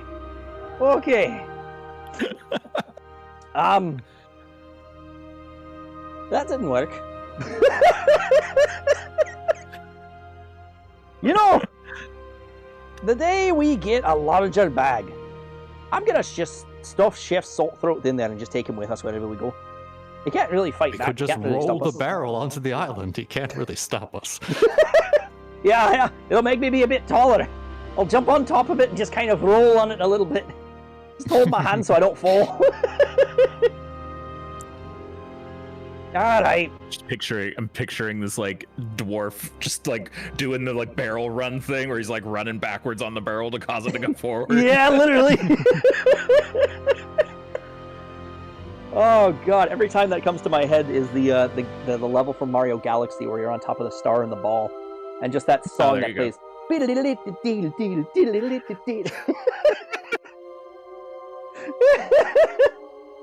Alright. And I go over to Captain Barlow and I'm like, Captain, I reckon we're about to make land and get situated. I think the easiest course of action, since this is super and spooky, is just for Kai and I to go. But if you'd like to tag along, feel free to let us know now. No. Alright. We'll go wander into the spooky, scary island. Aye. So it's just the three of you then? The two of you and Snotchgrin? Aye. The triple triad deathly trio. The TTDT. Almost a full party. Almost? Almost. We're just missing Molly. We just got to convince her to come out and bring like her ladle or something, you know? I like it. You keep working on that. Maybe one day. Look, I probably will keep trying. Okay, so you head to the island. It's covered in this thick mist. As you make footfall on the island itself, you realize that this mist is so thick that it is blocking out the sun, leaving your vision relatively obscured. Even with dark vision? Yes, even with dark vision. Yeah. Dark vision really only helps you in the dark. Yeah. Yeah, you're not wrong. You're not entirely wrong. In front of you, you see the forest that you could see from a distance. And it appears to have an entrance. The trees themselves seem to be arched and bent in a way to create an opening. As if someone or something is welcoming you inside. Oh, well. That seems like a good place as any to start. I was gonna say, right? That's as ominous as it's gonna get. All right, Snutchgrim, load up on the shoulders. Let's go. Let's go! Just put Snotchgrin on my shoulder. As you approach the entrance, you can hear children's laughter, giggling, carried on the wind. Scary at all. Shit. Oh, sorry. I don't do good with ghosts. Did I ever mention that? I probably should have mentioned that. That's a good thing to mention before you step onto an island filled with ghosts. Did I ever mention that I have a nervous laugh? Did I ever mention that too? I just, feel the need to throw that out there. It's just one of those things.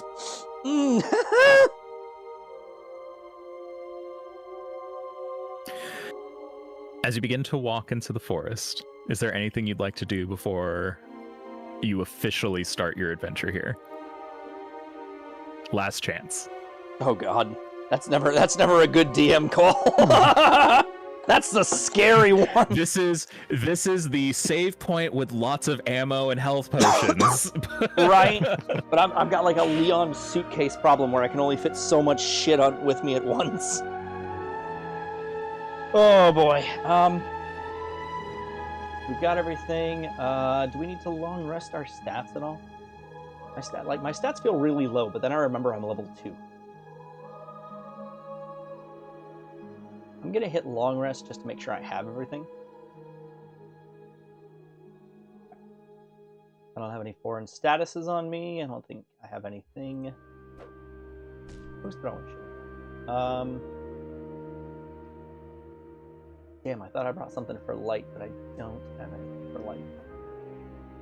All right. I think I have a lantern. You know what? I would turn that bitch the fuck on as soon as we step on land here.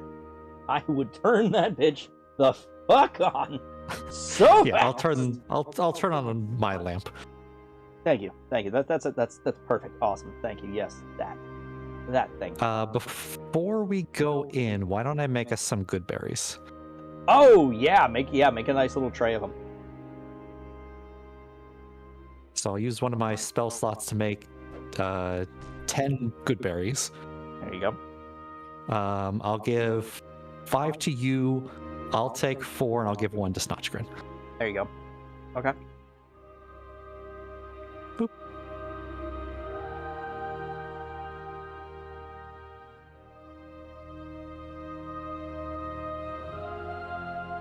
Okay. How are we feeling? We ready? Oh hell yeah! I'm so here for this, dude. Excellent. All right. You start to walk in. As you start to walk through the forest, you turn around every now and again and look behind you, and you realize that the trees seem to be like closing as you continue to walk forward. I love that. Now that you have entered this forest, it would appear that you no longer have the ability to leave. You start to hear giggling, laughter, whispers, all from children. Playful. Can we see any ghosts around us? As of right now, no. As of right now. We just hear them. You just hear them. He said Okay. as of right now. You continue for a while few minutes pass, then a few more, maybe an hour or so. And suddenly you come to a clearing. And when you reach this clearing, all of the sound dies. You hear nothing. But before you, you see 3 statues. Faceless children. All right, noted. That's just straight up beautiful, by the way. Each pointing down a different path. And a voice, carried on the wind, whispers to you. To find the Lantern Keeper, you must remember what the world forgot. Find the lantern keeper.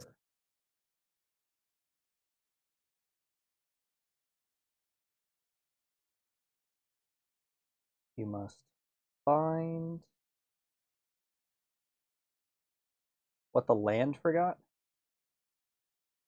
What the world The forgot. world forgot.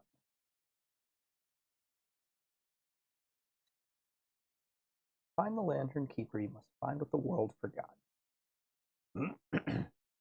Did you hear that too, Talco? Aye, the spooky, scary skeleton noise that sat on the edge of the air there and whispered into our ears and directly into our brains without actually saying anything. Aye, yeah, I might have heard that. I might have just heard a little bit of it. A lot, a bit of fuck of it. Just a fucking lot of it. Yeah. Yeah, I think I did.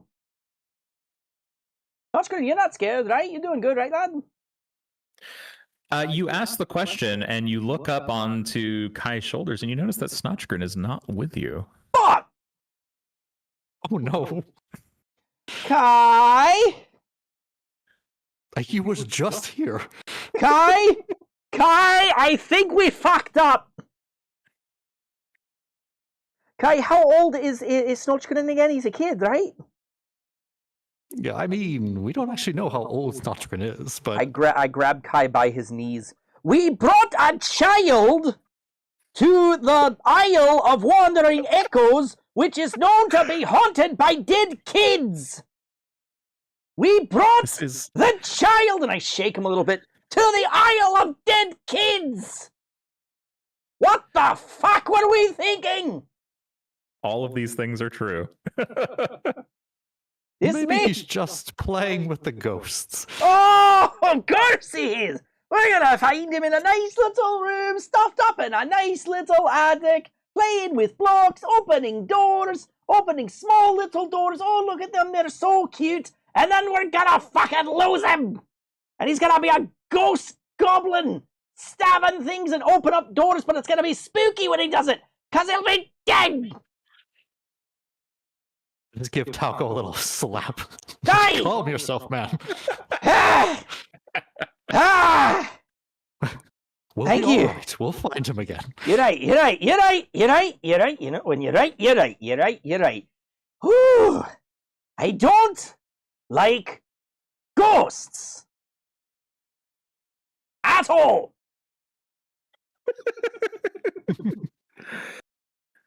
So you have 3 paths in front of you. Alright, there's 3 statues. We have the fucking way to go. What do the statues look like and what direction are they facing? So the statues themselves are of children. And as I said, they are faceless, so you can't really see any like emotion or depiction of what they might be feeling right now. Mm-hmm. One appears to be almost looks like he might be dancing or playing of some kind. Mm-hmm. One seems to be cowering, as if he's afraid. And one seems to be sitting and relaxing. Do any of them look like a goblin? No. Thank God. We haven't lost him yet. Dancing, cowering, Emphasis on and yet. sitting. Right? Yeah, right. Kai, I'll let you take the lead on this one. What do you want to do, man? Because I'm freaking out a little bit here over the really shitty decision that I'm stuck up in my head a bit about. Do we see anything in the clearing other than the statues? You do not. Okay. But there's 3 paths and they're behind the statues or just around the statues? So the statues are in the center of the clearing, and they seem to be like, if they were facing in a direction, they would be facing down the paths, like their respective paths. Okay. And we can't see anything down the paths? No. Okay. Well, perhaps we pick one path and see what lies before it? Oh, yeah. Just start walking. Yeah, by your lead. You take the bigger steps. Let's see where we go. Let's take the sitting path first. All right.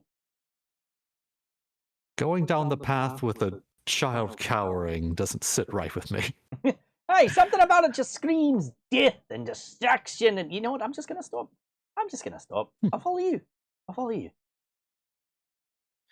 So as you walk up to the path that is faced by the sitting child,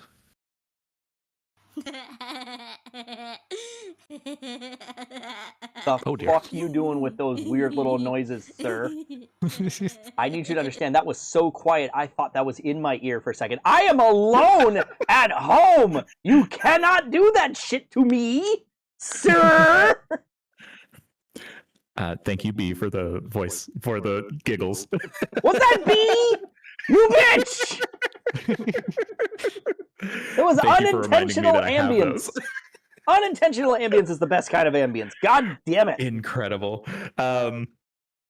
Yeah, I'm glad that came through. I wasn't sure if it would. It came through so quietly. Definitely came through. Yeah.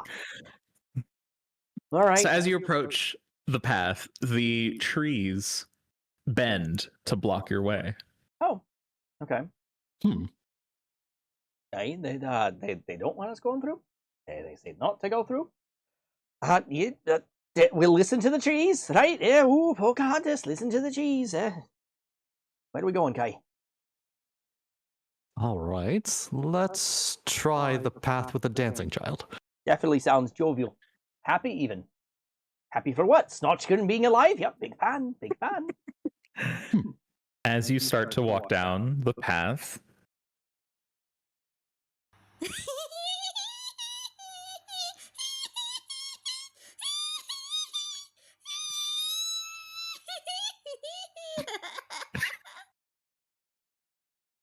That one was even worse. I'm not even gonna lie. That was not even worse. That's like, fuck! the path is open and you're able to walk down it. Yeah. All right. Well, at least this one's open. Yeah, no, I'll trust you on this one. I am 5 seconds away from hightailing it back through wherever the fuck it is that we just came through, grabbing the fuck. You know, I'm gonna keep my thoughts to myself. They involve lots of fire and trees, and it guy by your lead. All right. As you walk down the path, Go ahead.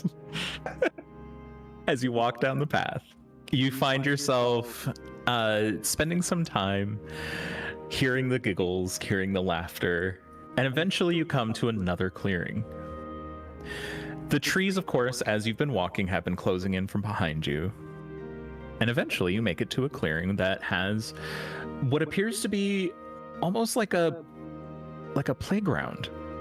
There's tables with tea sets, sand with pails and shovels, swings, lots of toys, and running around and playing are several children. Or at least the ghosts of children.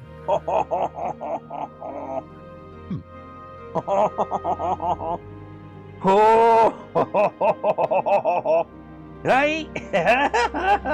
Right? Kai?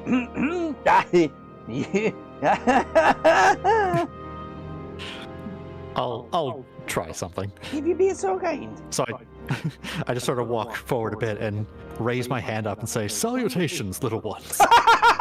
What the fuck Screens kill children with salutations. Hello, old children. It is I, a grown-up. Hello, fellow kids. Hello, fellow kids. You've caught the attention of the children. They look to you and they say, "Ooh, who's that?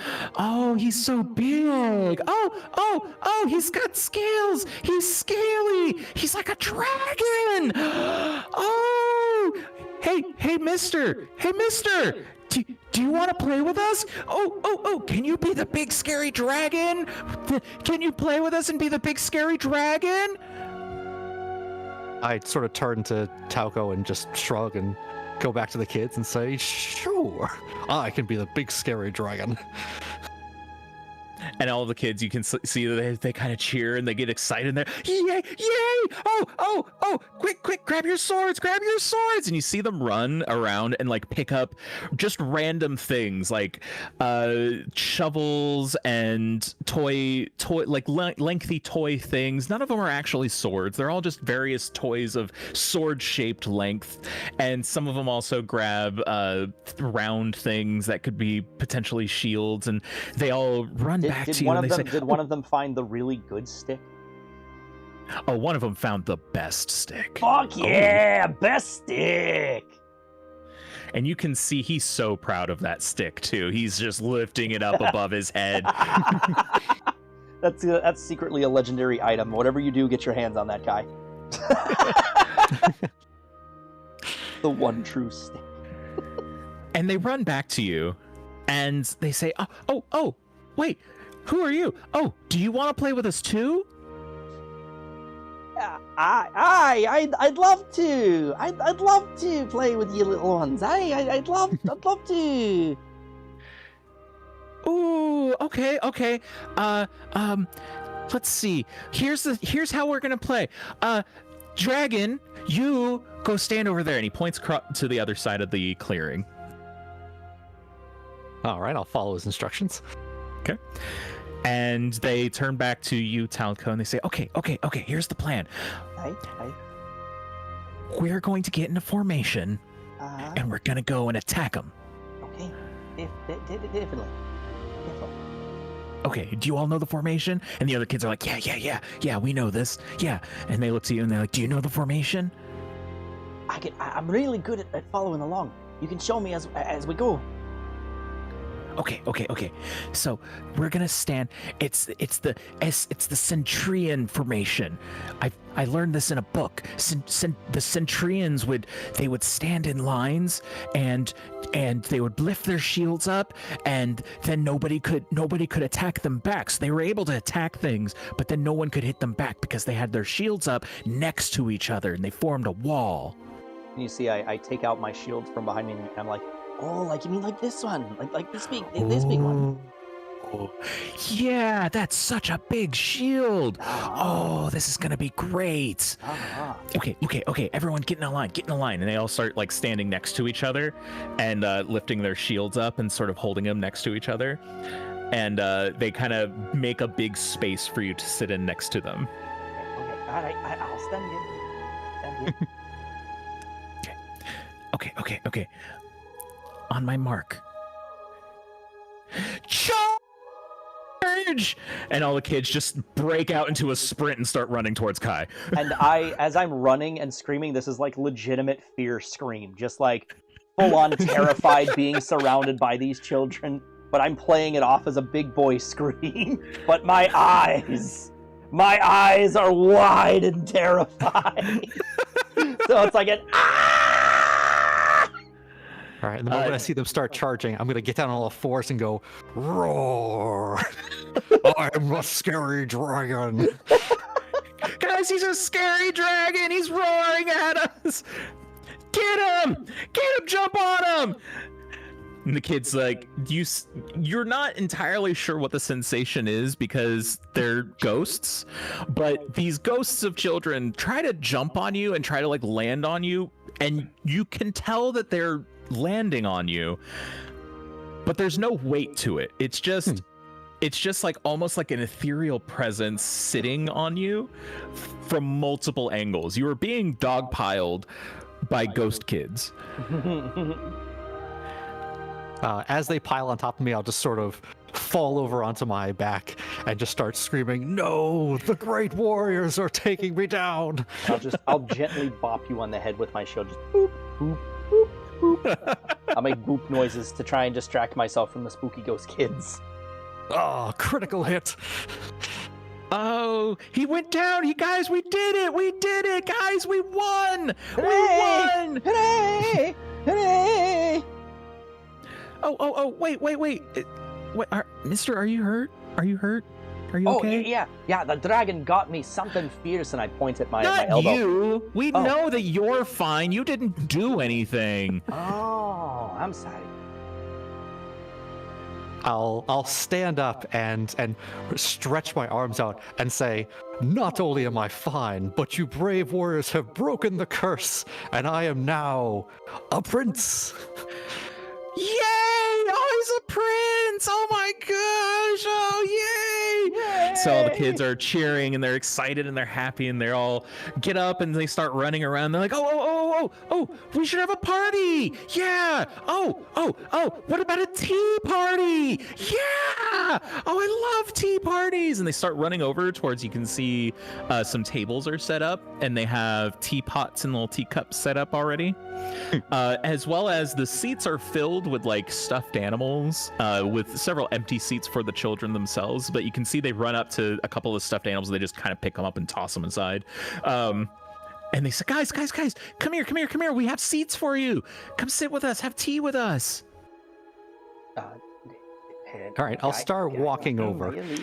And as I sit down in this I'm very oversized for the chair. I sort of look to the little ghost and say, "You know who would be an exceptional guest for a prince? A goblin. Have you perchance seen one around here?" Goblin? A goblin? And you see the children kind of look at each other. No. Yeah, we haven't seen he's any. about this big. He has a little book that he carries around with him, and he likes to open doors for people. No, I haven't seen any goblins. No goblins. And you see one of the children kind of stands still and gets very shooken up by the mention of goblins. And they start to sort of hold themselves and start to softly sob a little bit.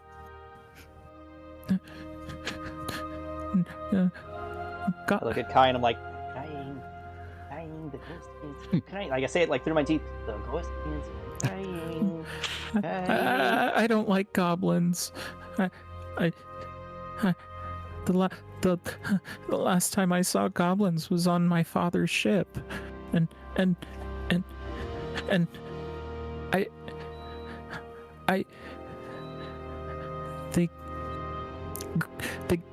they grabbed me and they pushed me around and I remember it was, the waves were rocky and they liked to bully me, and one of them pushed me overboard. I'm sorry that happened to you, little one. But you should be safe here for now. You haven't seen any goblins around, have you? No, there's no goblins here. In fact, this place is nice. It's really nice. I remember not being able to breathe very good, but then everything was okay. I made it to the island. I saw a light, and I walked over here, and there are all these other children like me, and they were playing, and everything was okay again. I see. Well, you're safe now, little one. Oh, good. So, no goblins?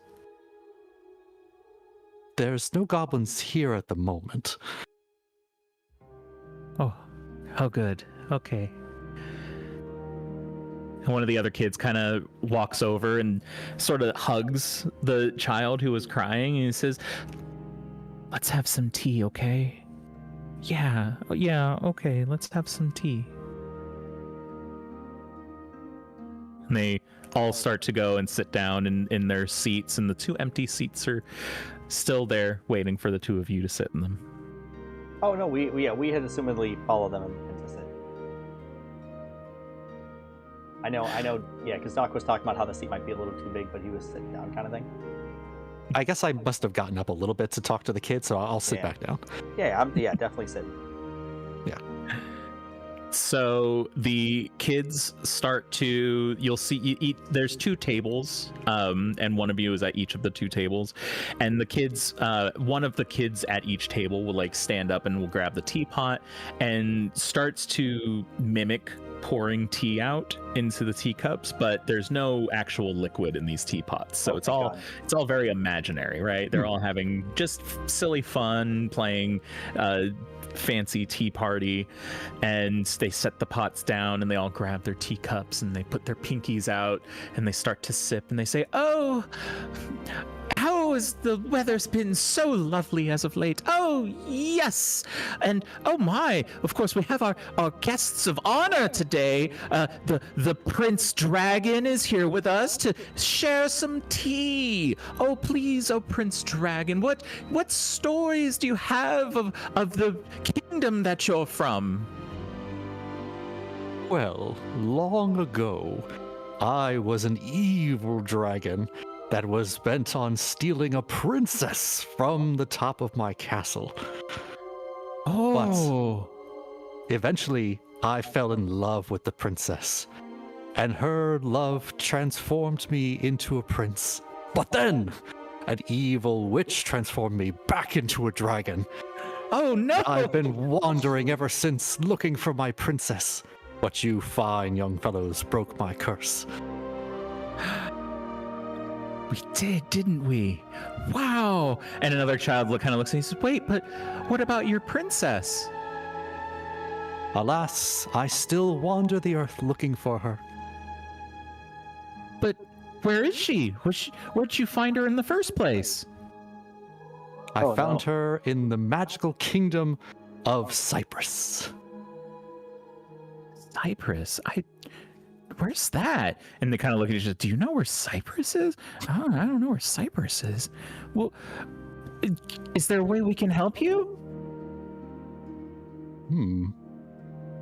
I believe the princess was a fan of bright lights. Have any of you seen something like, I don't know, a large lantern around here? Nicely done. Oh, yeah. Oh, the lantern. Yeah, the lantern keeper should be able to help you. Of course. And they kind of get up and they start to like get really excited, and they run over to one side of the clearing. Now, this clearing is round, and as you know, the trees have been closing in around you as you walk through these passageways. Mm-hmm. They run to the opposite side of the clearing, and they sort of like touch the trees, and as they sort of put their hands on these trees, they start to open up, and an opening appears before you, and they say, "Head this way, go this way, you'll go through here and you'll find the lantern keeper." Oh, well, thank you very much, young warriors. You've been exceptionally helpful, and thank you for the princess. Tea. Yeah, of course. Go find your princess and make sure you come back and tell us all about it. Yeah, I want to go to your wedding. We'll invite all of you to the wedding. Yay! Yeah. Yay! Kai, this is a great idea. Yay! What a great one. Yeah. No, it's great. Just great. pat Talco on the back and be like, "We should go." We should very much go. Yay! Like the whole time, Talco's been like shaking in his seat, like even when the tea was getting poured. Just like that very shakily, just like just that clattering sound from the tea literally. the plate. All right, You don't thank want to spill your tea, Talco. We should. Nah, we right, should head right. off.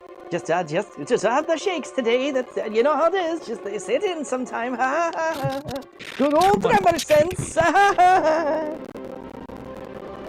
And as you start to walk away towards the new entrance that has been cleared, you turn to look back to the children, and everything has vanished. And in the center of the clearing, you see a golden whistle. I look over at the whistle, and before we even move closer to it, I grab Talco's like form and like hold. To find the lantern keeper, you must find what the world forgot. What does that have to do with a whistle? I'm not sure. Do you think the children left it for us? I hate saying this, but I think the children are to be trusted. But whatever is behind the children, whatever is in charge of the lantern, that's the one that worries me. Because think about it, right? Captain Blacktie, this is just something he wanted. And he's got a reason for it. He wants it because it gives him something. It gives him power over something. You know? So let's move forward on the whistle, I guess. But keep our guard up. We'll have to find Snotchgrin after all. We do. I suppose I'll. How far are we away from the whistle? The whistle is in the center of the clearing, and you guys had started walking towards the new entrance. So Okay. maybe like half the distance from you to the entrance and to the center. Okay.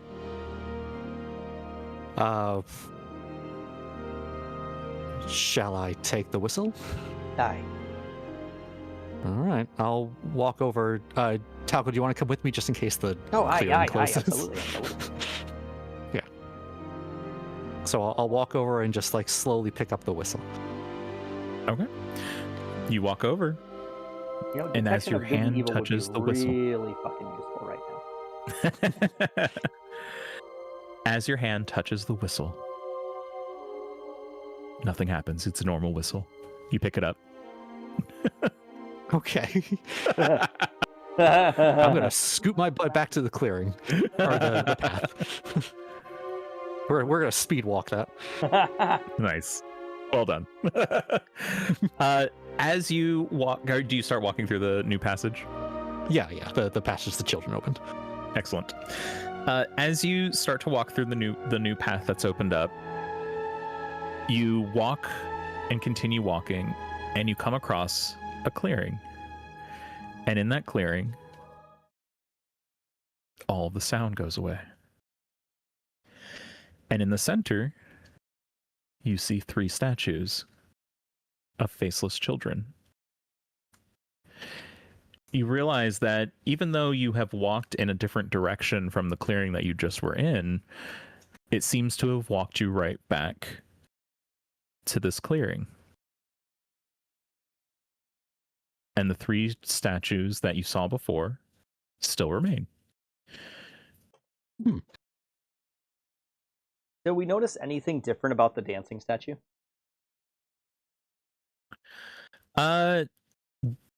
If you'd like, you can roll me an investigation check. Gladly.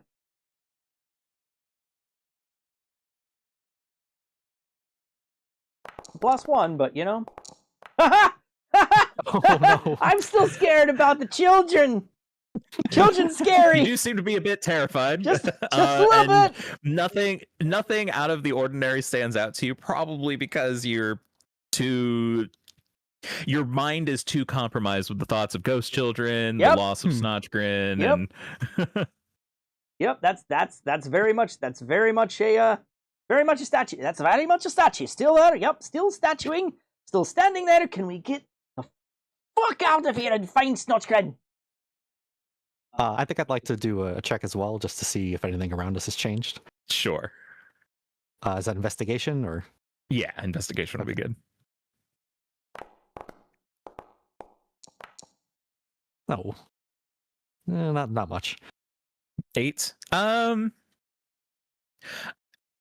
will say that something that you kind of didn't notice before that you notice now is that each of the statues in some way or another seems to be holding out their hand in one way. Okay. Holding out their hand in one way. I would like to take the whistle and put it in the hand of the dancing statue. Okay. See what happens. As you put the whistle in the hand of the dancing statue, a child pops out from the statue. A child? Just a real boy? Not a real one, a ghost one. Ah! And he's laughing and giggling, and he blows on the whistle, and it makes a very loud sound. And he says, "Haha, thank you. Oh, I've lost this whistle so long ago. Thank you so much. Oh, gosh. Okay. Well, bye." And you see him just sort of sprint away from you, and he walks down the middle path, the one with the towering child in front of it.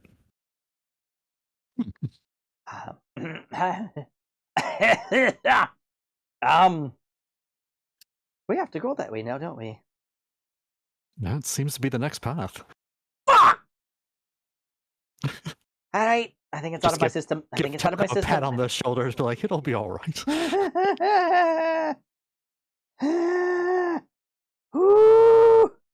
All right. Big boy pants. Big boy pants. Oh, I'm a size 5 in kids. Big boy pants. Let's go. Let's go. I'm loving chat right now. As you start to walk down the path, the forest darkens. It's unnatural. The wood seems to turn black. The sounds you heard before of like insects and wind and things like that seem to just leave. And it's strange, but you almost feel like you hear footprints from behind you. Are they little footprints? As you turn around to look, you don't see anything, so...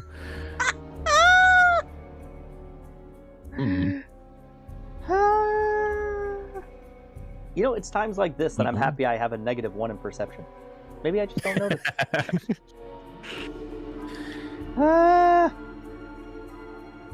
Guy, you continue to walk down. You hear that, right? Oh, I hear it. It's not the strangest thing we've heard so far. Oh, man, I was just hoping it's just me. Maybe the pine's just playing tricks on me. It's just my mind playing tricks on me. Nope. Thanks for the confirmation. That a big one. Yeah, appreciate that. Don't worry, Talco. You already survived the tea party. It can't get that much worse. As you continue down the path, you come across another clearing. This clearing, however, the trees all black, the floor of the forest covered in dead leaves. Everything is a mix of oranges and browns. And in the center of this clearing, a large dead tree with a sign. What do you do? Do dead leaves fall? Nice. See what you did there. Thank you. I very obviously and very jovially push Kai to the center where the sign is. Go get it, lads. I'll be here, right behind you, 5 feet away, just enough to impose my shield if something wanted to happen, but not a step fucking closer. Thank you.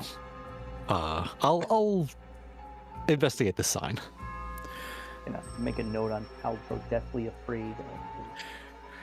You look at the sign, and clear as day, though in a very childish handwriting, are the words, "Don't look back." I've read this Greek myth. Okay. Well, it says don't look back, so I'm gonna not turn around. That's I wasn't gonna look behind me before, but now I've just got more reason to. Maybe don't turn around. No. The ghost sign is probably good to follow. Yeah, I'll leave that sign there. That's, just that direction onwards. The footsteps behind you get louder and faster. And in front of you, a corridor of trees opens up. I sprint. Kai, last one, man! There's a rotten egg or whatever the fuck it is! Move! Move! Before I leave, I want to try something. Okay. Can I cast my druidcraft on the tree to see if I can make it bloom? Ooh, I love that. okay. Let me look up Druidcraft real quick to see exactly how that works, but Okay. I like it. I like the instantly We're make a surrounded by flower dead blossom things, so Right. Yeah, so it's bloom instantly makes a flower blossom, a seed pod open, or a leaf bud bloom. Sure. I would. Are you trying to make like a flower bloom on the tree? yeah, I want to see if I can give life to the tree. Sure. So I'll allow it. I'll say that you can definitely make something happen here. Do you want to describe to me what happens? Well, the footsteps behind me are very unnerving, but I don't want to look back. So I just close my eyes and I place my hand gently on the dead tree. And as I do, I just sort of push my druidic power into it. And I want to just look up and see little flowers begin to bloom from the tree. I love that. Yeah, so you look up as you're giving this energy to the tree. You see little flowers bloom and just sort of pop open. And these flowers they're small, they're white petaled, and they stand out amongst the darkness of this area. And as you look at these flowers, you notice that the footsteps that were behind you start to slow a little. What about the ones behind me? Are they still coming after me as I run towards this clearing? Oh, you dart towards the clearing and the footsteps almost seem to make pace with you. I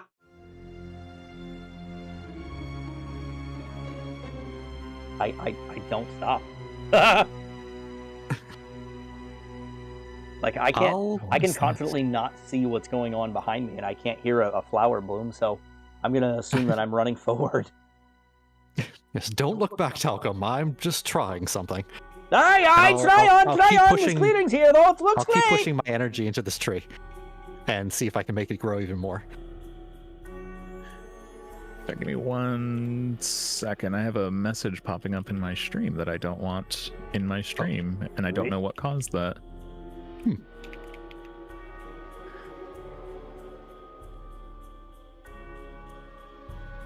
Is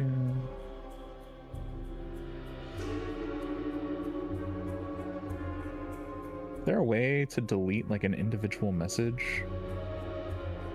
Yeah, there should be a drag option on the side of your chat box, and you can just kind of like drag all the way across to like delete.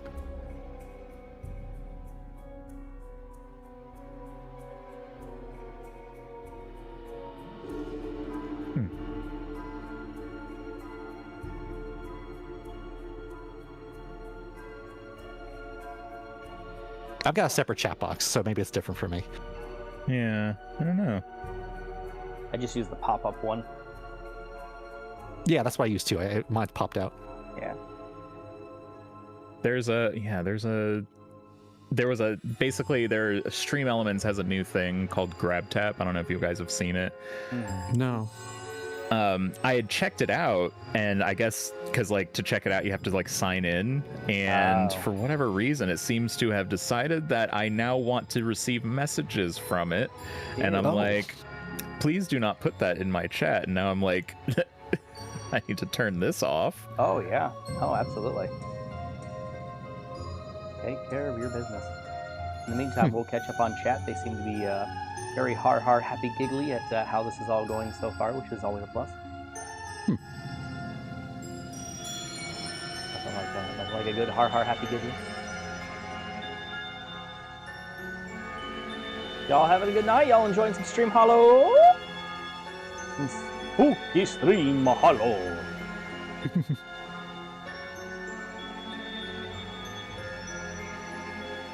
Maybe I'll do some elementalism as well and blow some of these leaves out of the way.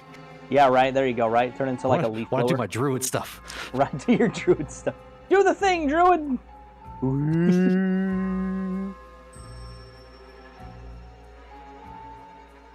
Oh man, you become like the leaf blower from that like season 1 episode of SpongeBob.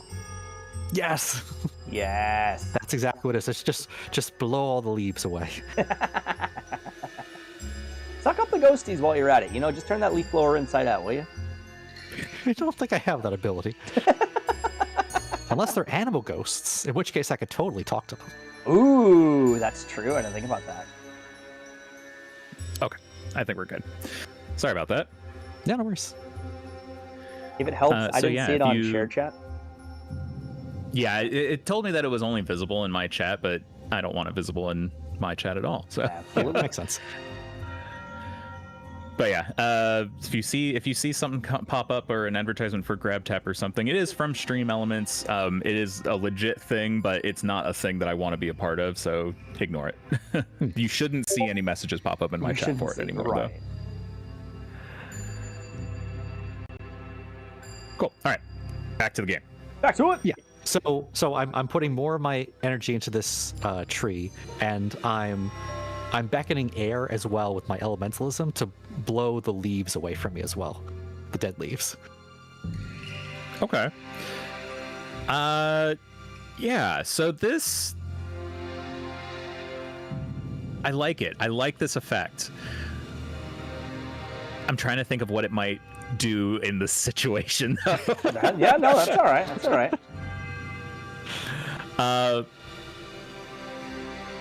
I'm going to say that everything that you're saying that you want to happen happens, right? And you can see it sort of out of the corners of your eyes. You're not looking back, so you can't see what happens from behind you. But you do suddenly get a presence. And you start to hear a whisper. Whatever it was that had been chasing you has caught up to you. Oh no. And you hear, do you make pretty things for people to enjoy, for people to love, because no one loved you?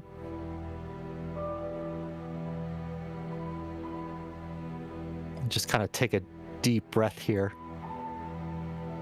and say, I make beautiful things so that all who see them can feel loved. Do you feel loved? I do.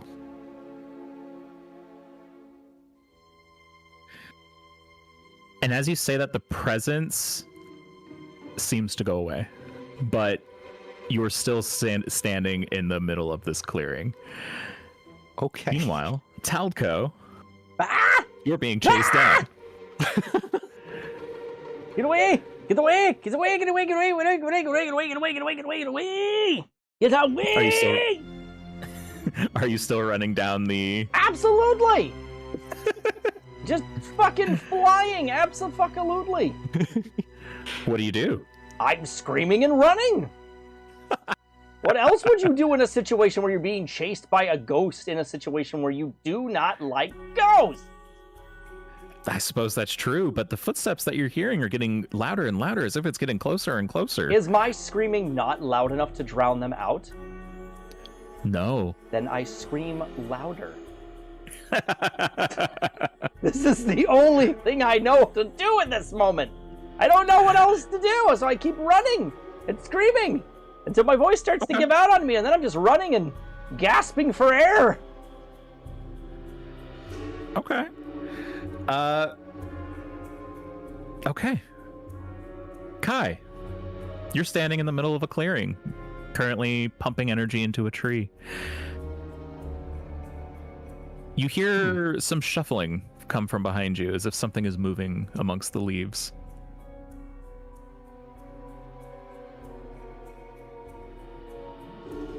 From behind me. Mm-hmm. Okay. I already spoke to the spirit that was there, so I think I kind of want to turn around. You're going to turn around? I want to turn around. Okay. As you turn around, first off, you notice that Taldco is no longer with you. Yeah. Well, I could hear him screaming. Can he at least still hear me screaming? No, because as you turn around, you look and you see that you are back in the clearing with the statues. Oh.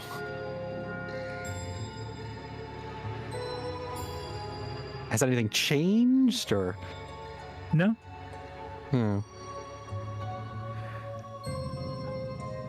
And before we get to what you do next, I'm going to go back to Taldco. Taldco, Okay. Yeah? you are running. Yeah? As far as my little legs can And- carry me. As you continue to run, the footsteps get closer and closer and closer until eventually you feel a presence, almost as if it's on top of you. And I just stop, like stiff as a board, just plow my feet into the ground. Just like stuck, like a shiver runs up my spine. I don't like it, I don't like it, I don't like it, I don't like it, I don't like it, I don't like it, I don't like it, I don't like it, I don't like it, I don't like it, I don't like it! And you hear a whisper in your ear. He left you. I did. You look for him. I don't know. He forgot you. No. He stole that back. He took back that memory. He never forgot about me, Mum. No. He traded a memory for you, stole it back, and now he's forgotten again. He didn't even get anything out of that one.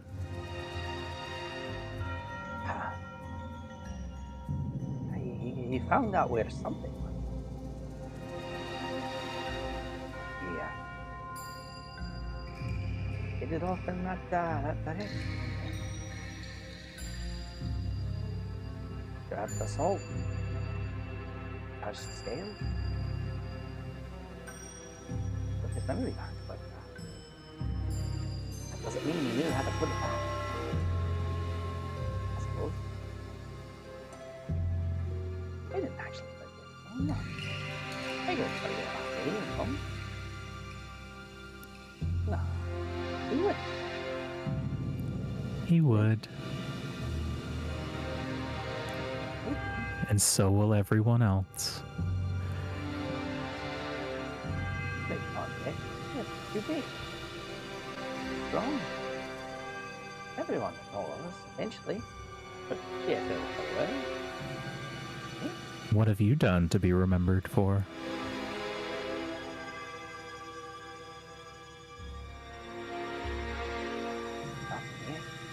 I suppose. And what can you do from here? And as you continue to run, that last bit of voice catches your ear, and you run into a clearing. And in the clearing are 3 statues. And Kai. Kai! Oh, how did you get back here when you were running in front of me? You know, I'm a big fan of running, and I had a sort of weird conversation in my head. It's just voice talking to me about that. You happen to? Ooh, do you happen to get anything out of that? No, I heard a strange voice as well. I answered it, but when I turned around, to be honest. It ended up back here. I start checking my pockets. Do I have anything new in my pockets? Maybe something to put in the statue's hand? No. Shit. Do we have to go do this again? I think so. Fuck! Alright. Let's do two birds in a stone here, right? You head towards that one, the one we've done before. I'll head towards the other one, and we'll knock both of these out, meet right back here, and we'll find Snutchker. The longer he's gone, the more worried I get. All right. Alright. Let's do it. You go that way, I'll go this way. Kai, you I'll begin start- to head down the path that you've been down before. Taldco, as you start to walk up to the other entrance, Where's my mommy? I want my mommy. Please. I'm scared. Please. the trees move and block your path. So anyway, I can like touch him, kind of like how the kids did in the dancing spot, and see if I can like crawl under him or something. You can certainly try. I think I might. Okay. What would you like to do? What would you like to attempt? I just kind of like maneuver myself between them, maybe something like acrobatics or athletics. Okay. Yeah. I'll let you choose either acrobatics or athletics. Your choice. And 4 athletics coming up. That's 17.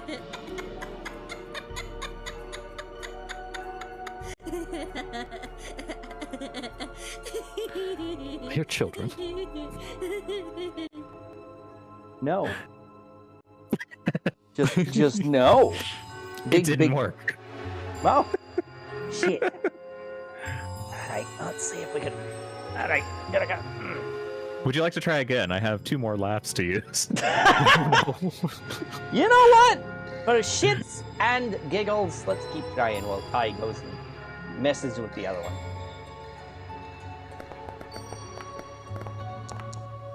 Alright, we're starting to get a little tired. That's 14. Come on, just gotta. How do you get? Alright, hold on. Come on.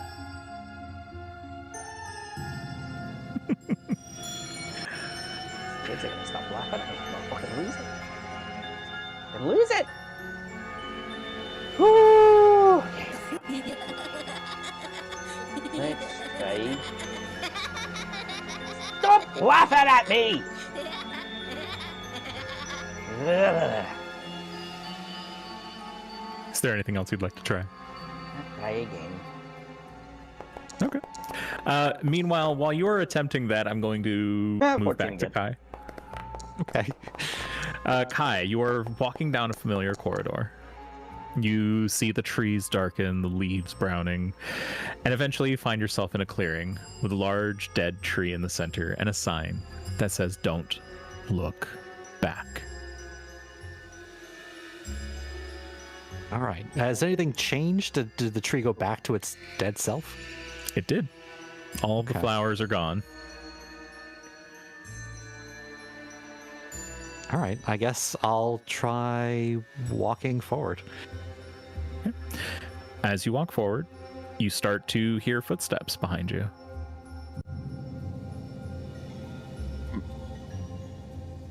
I guess I'll keep walking forward, but at a slow pace. You start to walk forward, and you notice that on the other side of the clearing, the trees begin to open up. Okay. I'll head for the trees. Okay. Talco, what do you do at this point? Alright. Alright. And I walk towards the clearing that Kai went through. Kai! Kai! Do I walk into the same opening that Kai is? You walk down the path and you walk into a clearing, but as you make it to the familiar tree with the sign, you don't see Kai in sight. You know, this is why you don't like me. They mess with you. The kids ones, they really mess with you. That's why we have to be nice to them. Because I'm going to take care of you. They're going to take care of you. Then they get to fuck you over, and then we're going to end up in situations like this, where we got fucking footsteps, and the footsteps start up like behind me. Fuck off! Fuck off!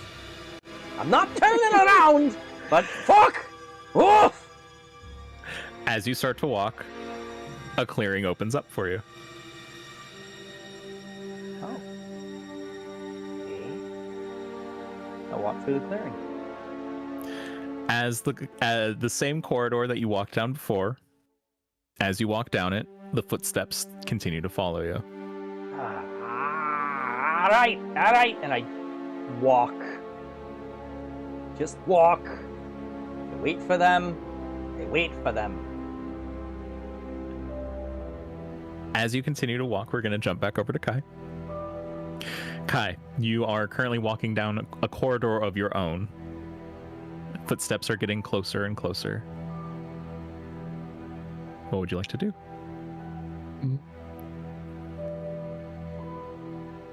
Well, I'm not going to turn around. I want to stop and I want to walk backwards. Okay. You start to walk backwards, and as you do, the footsteps that were getting closer get even closer, even faster, and they catch up to you immediately. Okay. And you feel a presence, and you now almost feel like you can feel hands on your shoulders as a voice comes and whispers right into your ear. Where's your friend? Are you alone? I'm alone for now, but I'll find him again soon. Are you afraid? It is natural to be afraid. What are you afraid of? Not finding my friends, for one thing.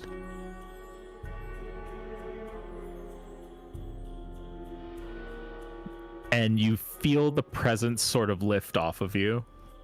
What would you like to do? I'd like to walk forward again. Okay. Before I continue with you, I'll jump back to Taldko. Taldko, you're walking down your corridor. I'm walking down the corridor, so I catching up. The children are all laughing and they won't shut the fuck up. Keep walking. Eyes wide and staring straight ahead and just clenching my teeth and my jaws and my fist and my butthole. It is all clenched. As you continue to walk, footsteps get louder and faster as they begin to chase you. They're chasing me, they're chasing me.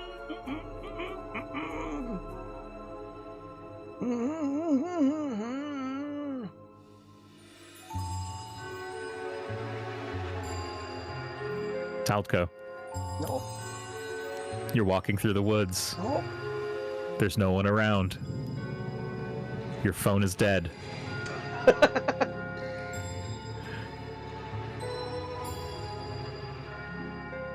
And out of the corner of your eye, you spot a glimmer. Brief shine as suddenly hands grab into your shoulders. Oh, no! You can feel the pressure of the fingers digging into them. That's real! Where are your friends? You know, I'm still looking for the small one, but the tall one's off there being like progress and shit. He's doing things. Did you leave your friends? What? No, I'd never leave my Did friends you leave intentionally. your friends? No, I'd never leave them. Where are your friends? They're off being progressive and whatnot, making progress and shit. Don't you think they're afraid? Oh yeah, no, absolutely. But that's my job right now, is to be scared shitless. That's why Kai's there. He's pretty brave when it comes to this kind of shit. Surprised. What are you afraid of? I don't know, something about ghost hands touching on my non-ghost body. Just it doesn't sit right. Something about, the sneaky sounds you hear at night. Something about the way the sounds creep up from you when they, just going off in the middle of the night, and you hear the swaying and the creaking and the tapping, and it's all unexplained for quite some time. And when you ask what it is, you never get the straight answer. It's always just the waves. It's always just something. But it never sits right with you. And you knew something's wrong. And you know something. You can never put a thumb on it. It stays with you. Buried in you. Deep within.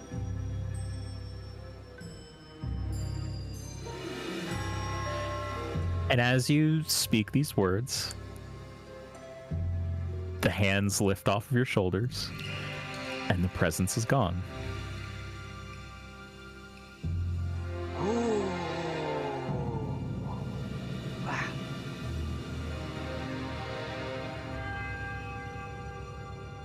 What do you do? Just walking forward. I'm not looking back. Are you kidding me? So the both of you continue to walk, and eventually you come to the end of your corridors. And you find yourself in the clearing with the dead tree again. And as you walk into this opening, you see each other, you see the tree, and you see the sign. But the sign no longer has words on it.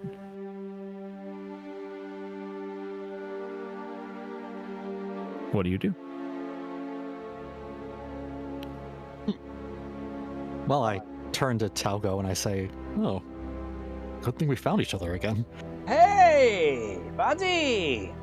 That we did! That we did! That we did! That we did! And the sign's empty. That's always a good sign, maybe. Just trying to make the best out of this here. Well, What do you think? I don't know, something. Obviously nothing's right on this damn island, but something doesn't seem right about the sign being empty. Thoughts? well, I mean, at least that means we might be able to turn around again. Maybe. I take out a pencil, and on the empty sign, I write, "Pat your head and rub your tummy." Maybe it just needs a sense of direction. What are you writing? You see right here, it's a very simple command, right? If the simple command before was, "Don't turn around," maybe this one is, "Pat your tummy and rub your head." You know, like the thing you did growing up.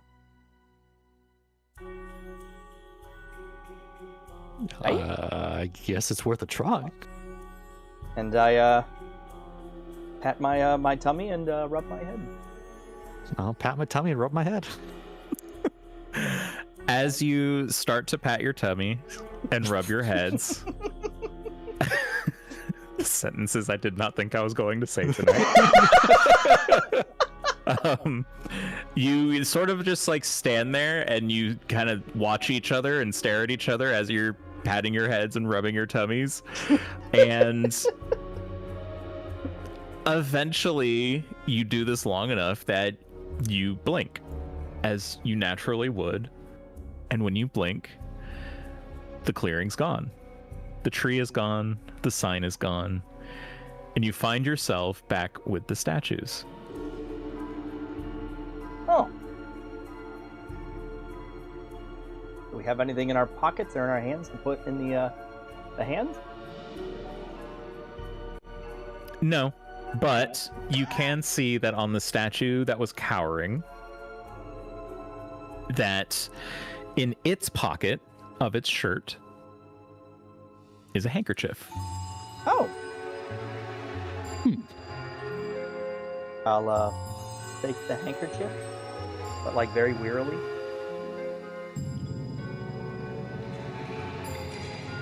You now have a handkerchief that is slightly damp in your hands. Does a whimpering child have his hands out or anything? Is he just like curled up in that fetal position and that's it? He does. So he has one hand that is like he's sort of like bent down. He has one hand covering his face and another hand held out as if he's trying to hold something at bay. Does his hand look like it's scarred at all, or like there's a cut or something on there? No. No? I take the handkerchief and gently wrap it around my hand. Okay. As you take the handkerchief and wrap it around the hand, a child pops out. Ah!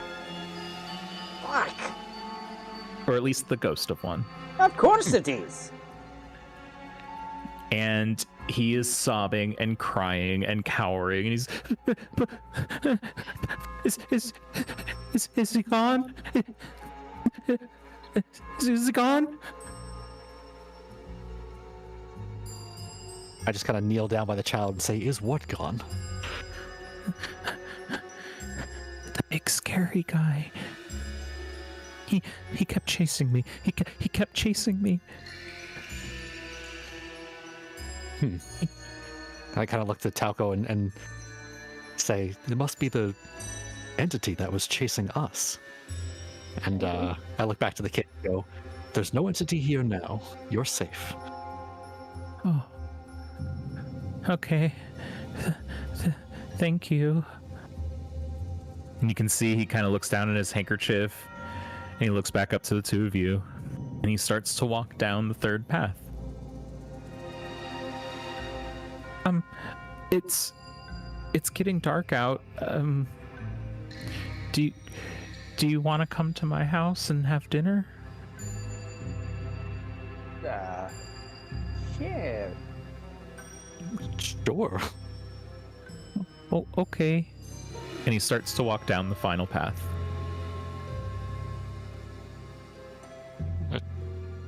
I say we follow.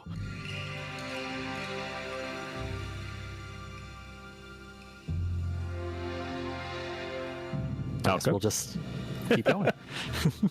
Yep. Off we go. As you walk, you find that the forest itself doesn't seem any different this time. It looks like a normal woods. It's everything that you kind of expect from the woods. Everything that if you've ever been in the woods before, it's exactly like it would be. There's nothing scary, nothing mystical, nothing creepy, no children laughing, anything like that. It's just the two of you and a small ghost child walking. Until eventually you come across a small cottage. The boy walks up to the cottage door, opens it up, and beckons for the two of you to come inside. All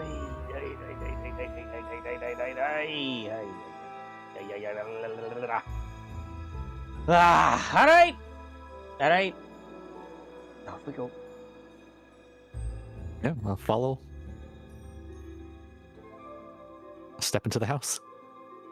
As you step into the house, the first thing you notice that it's very dark. There's no lights or anything, no torches lit, no candles, anything like that. You do have the moonlight peering in through the windows and the open door, and it gives enough light to kind of gauge that there's a fireplace. You do see like a nice cozy little table set up. There's 3 chairs, some toys, some knitting, some books. Very cozy little cottage out in the woods. Okay. I've got my lantern too, so does my lantern still lit? It is. Okay.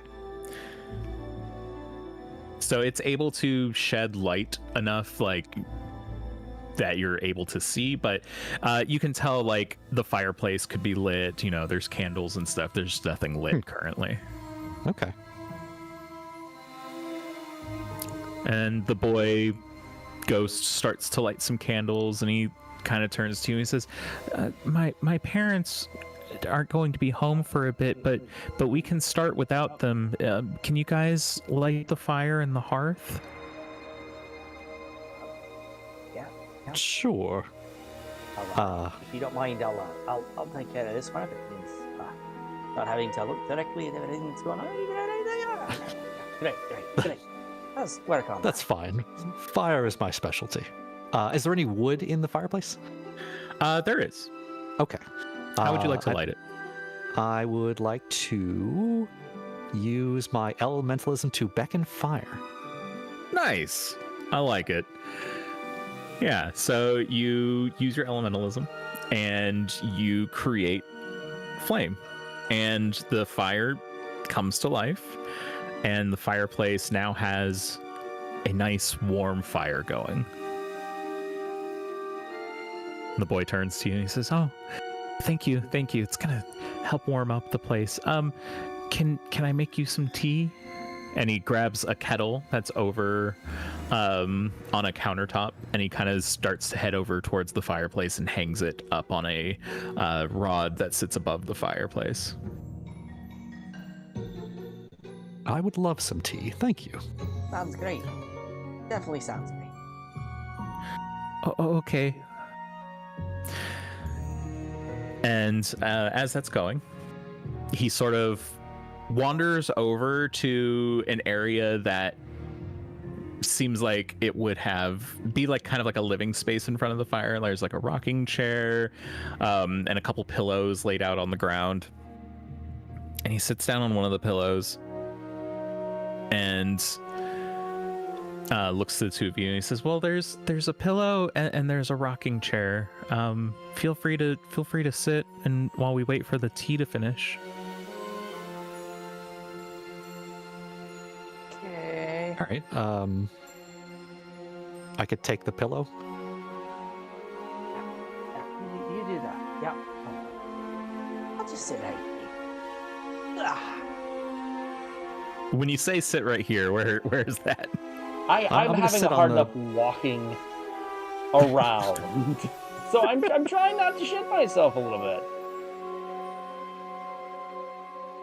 I'm just gonna sit right So where I am. you just like sit like literally right where you are? Just Yep. sit right down? Yep, that just makes the most sense to me right now. Yep. Oh. Well, if you're not going to take the chair, then I'll take the chair. Oh, I'll take the pillow. That's fine. No, it's totally fine. I'll just slide the pillow under Tauco as he falls down, Ooh. and I'll sit myself in the rocking chair. Okay. We don't have much here, but my parents, they used to tell me stories to pass the time. If it isn't too much to ask, do either of you have any stories?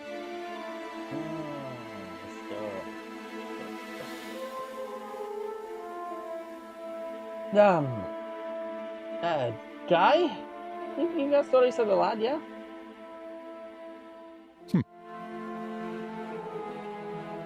I could tell you a story. Would you like to hear anything specific? I don't know.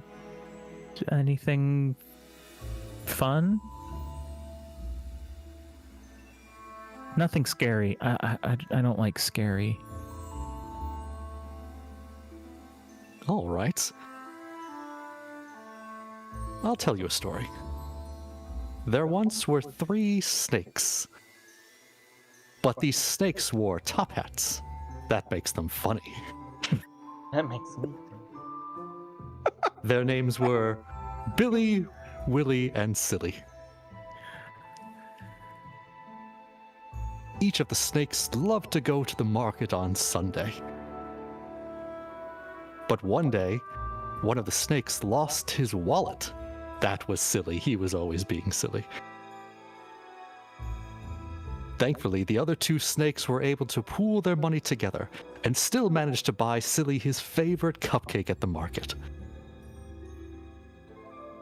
Silly, in recognition of his brother's exceptional love and care, split the cupcake with them. And together they all sat down and had a wonderful cupcake dinner. The end. I like that story. I like the snakes in the top hats. They do love their top hats. And as you kind of have this conversation, as your story wraps up, the tea kettle starts to blow, and you can hear the whistling. He's, let me get you your tea. And the boy runs and he grabs the teapot and goes and he starts pouring some tea for the two of you. He brings it over and he hands each of you a teacup filled with tea, and there's actual tea in this, unlike the teacups from before. He says, "Here, I'll get the bread started while you guys have some tea." And you see him head back into the kitchen, and come back with a pot that's closed, like sort of like a Dutch oven, and he brings it and he puts it on the fire. And does this tea look drinkable? Feel free to roll an investigation check if you'd like.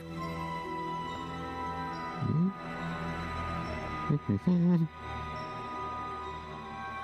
I can find it.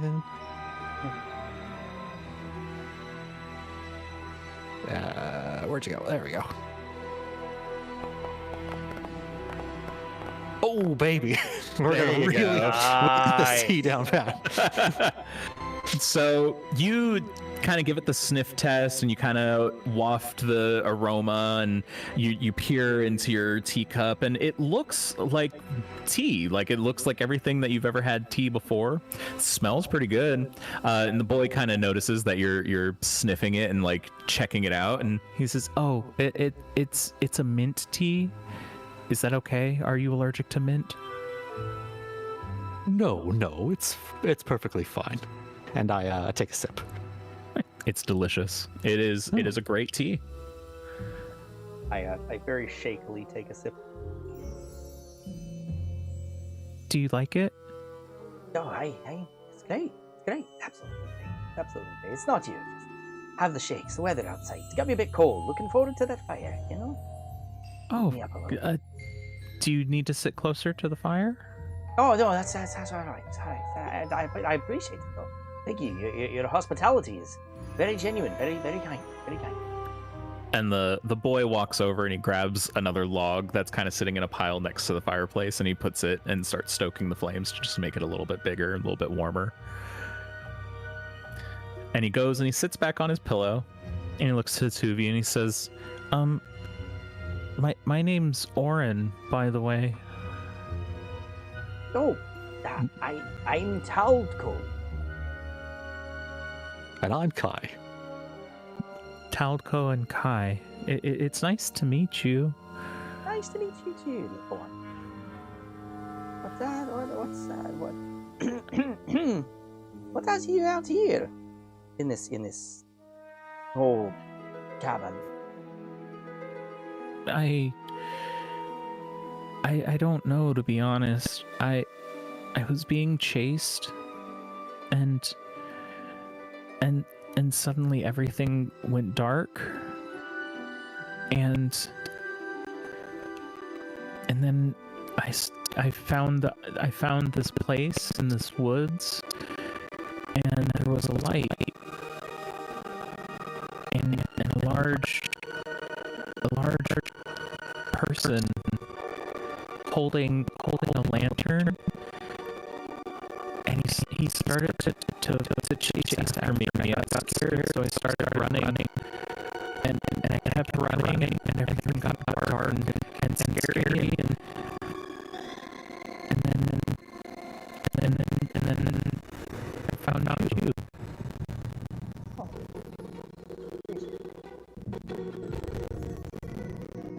You're this person look like? Not really. They look like they have a beard, like a big white beard, and they looked old. Santa. I knew he couldn't be trusted.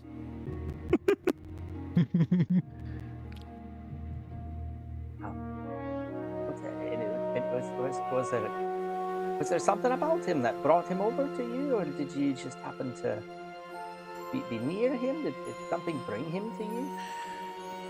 I don't know. He just started to follow me, and I got scared, so I ran away. You did the right thing by trying. And as you're having this conversation, you start to smell the smell of fresh baked bread as the dough that had been in the Dutch oven starts to cook and bake. And at the beginnings of that scent, the boy gets up and he grabs the Dutch oven and he brings it over into the kitchen. If you wouldn't mind, there's some place settings on that shelf right over there, and he points over to a shelf.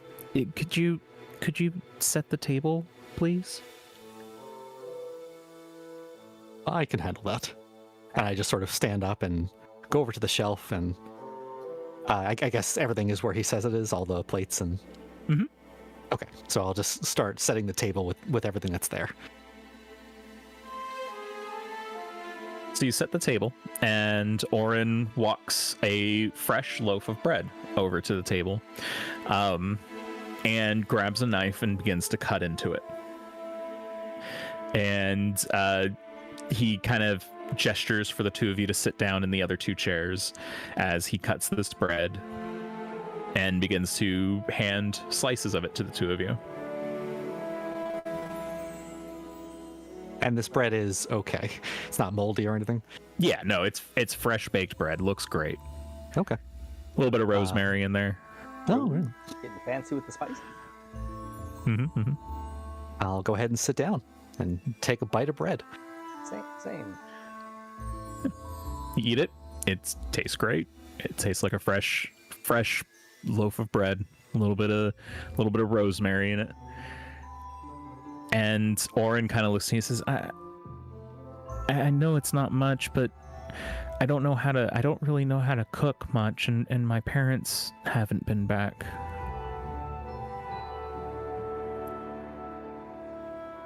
Oren, how long have you been here? Not long. I was running, and then everything went dark, and then everything was clear again, but I was here in the woods, and I don't know, I feel like I'm home, but no one else is around. And every time I try and leave and walk through the woods, that scary man chases me. Until one day, everything stopped. And then you were there. And then we came here for dinner.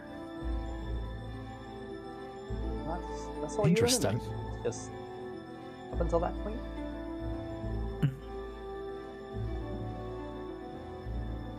Right. Oren, we happen to be looking for that same man. After our dinner, would you be able to show us in which direction he chased you from? What are you gonna do? We're going to find him, and we're going to make him apologize to you. Oh, okay. I think I can do that. And he continues to eat his bread, and you eat your bread, and eventually your plates are clean. And he gets up and he walks over to the door and he grabs a coat from the coat rack and puts it on. Ghost. And he turns Ghost. and he turns to you and he says, I think I can show you where he is, but to be honest, I don't think it matters where I go. I think he just finds me. That's all right, Oren. We'll keep you safe this time. Oh, okay. And he starts to walk out the door. And do you follow him? Yes. Oh, yeah. Okay. As you follow him, he starts heading towards the edge of the clearing where all of the trees have already blocked off any paths. And as he gets closer, the trees open up for him. But he doesn't seem to react to this opening up. He seems to just walk as if there's nothing blocking his path in the first place. Interesting. And as the path opens up, he continues to walk down it. Do you follow? Yeah. I follow. Yeah, oh, yeah. Okay.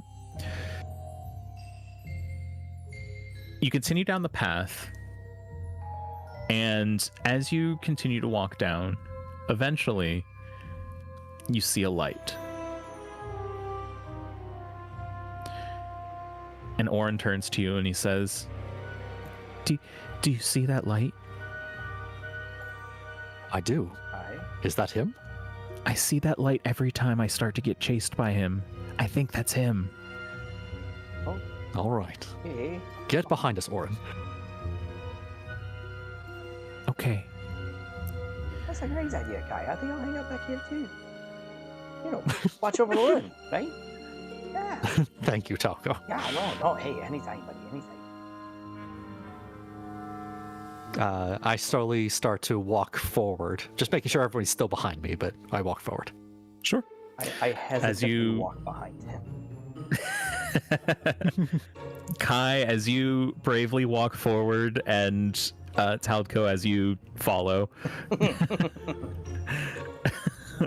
you eventually come to the end of the passageway, and as you walk forward, crossing what seems to be a threshold into a room, you notice that there weren't really walls blocking you from entering. It's almost as if the woods transitioned into what appears to be a schoolroom.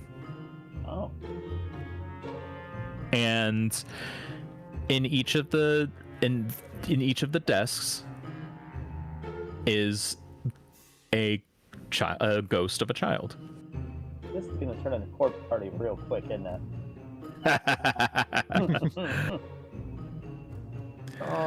You see that there are rows of spirit children. They're sort of, you're kind of walked in from the side, so you can kind of see them all from a side point of view, but all of their heads are bowed down on the desk, on their desks. Do any of the kids resemble any of the kids we met earlier that were in the dancing area? No, you do not recognize any of these children. We don't see Snotchgrin, do we? You do not see Snotchgrin. Okay. Oh, he said that through a grin. He said that through a grin. That's a dangerous laugh, buddy. Guy? I'll just kind of turn to Oren and say, Oren, where are we? I don't know. I've never been here before.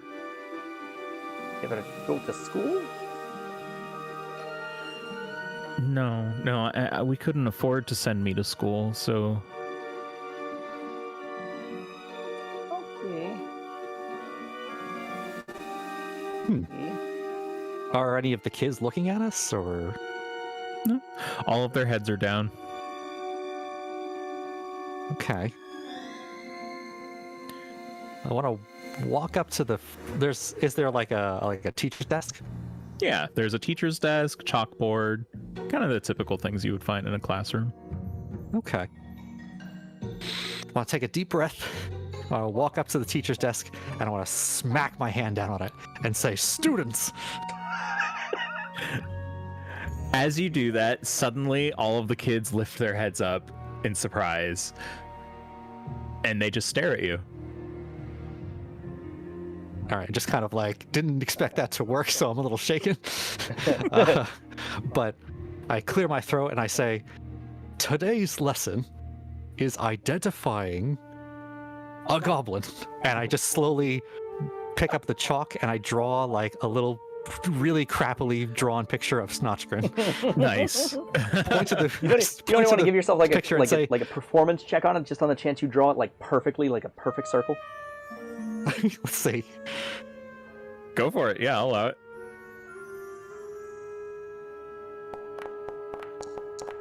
Oh, it's a pretty good drawing, actually. That's not not Pretty bad. solid drawing. Yeah, there's a pretty solid drawing of Snotchgrin. Got his little chin in there and everything. So And the chalkboard now has this drawing of a goblin, like doodling in a little book. There's some shading on it as well. Like I used the edge of the chalk to get, really get his features in there. I say, has anyone here seen this goblin or a goblin like him recently? The students all just kind of look at you, and no one says anything or moves in any way. Talco, I'm out of ideas.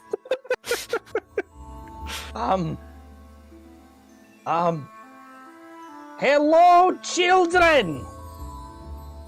And I slowly walk into the room, just like shaking like a fucking leaf.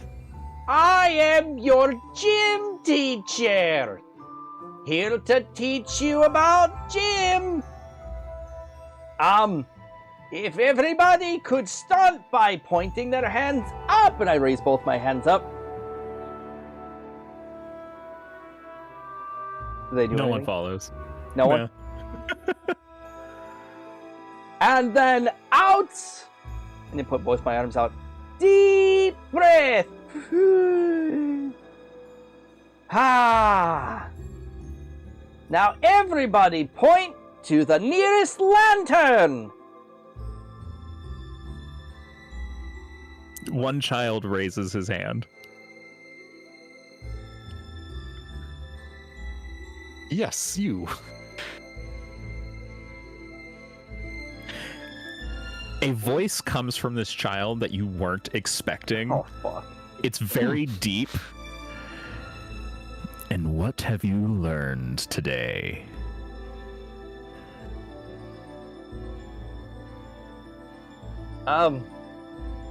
Hi.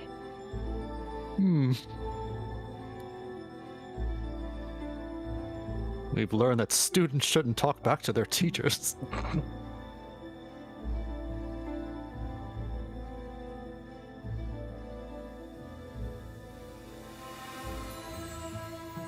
I'm guessing he doesn't respond to that. No. We have learned that to find the lantern keeper, you must find the book what the world forgot. Find the lantern keeper, you must find the world forgot. We have learned that all the children on this island were forgotten and left alone. And this time, a little girl raises her hand. Yes, little one? And the same voice that you heard out of the little boy. This is true. They were forgotten. But the world has forgotten more than that. What lessons have these children taught you? That. I look at Kai. That it's okay to have a little fun, even when you're scared. And that you should always remember your friends and family. And sometimes it's okay to just sit and have a nice cup of tea and make a table and have some bread.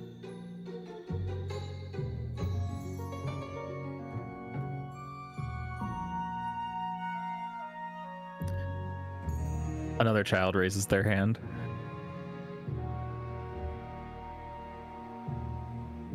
Yes, you. There's one more lesson you were taught. What was it? I look at Kai. Kai? That we should always be kind to others, even if we don't know them.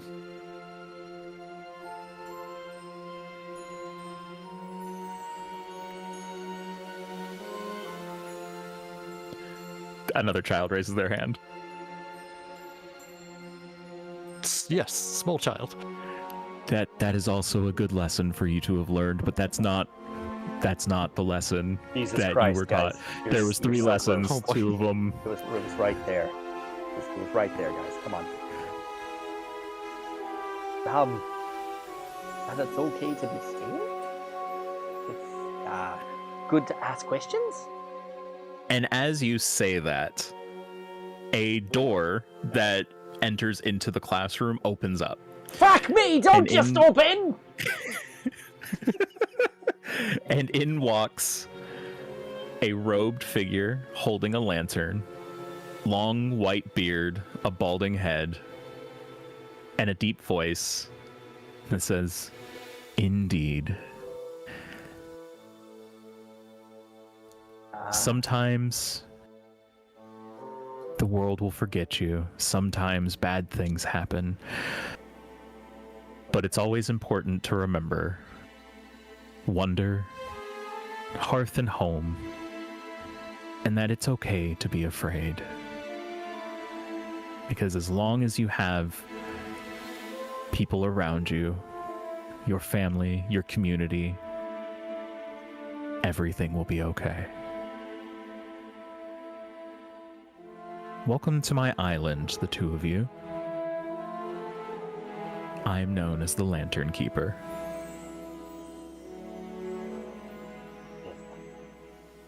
Pleasure to meet you, Mr. Keeper. You tend to a fine island here of very well-behaved spirits. Yes, they're very well behaved indeed. What brings you here? We were set course here to, well, I mean, we were sent here to get a lantern, but we're also looking for a little one. Is that Yavey? Responds to Snutchgrin.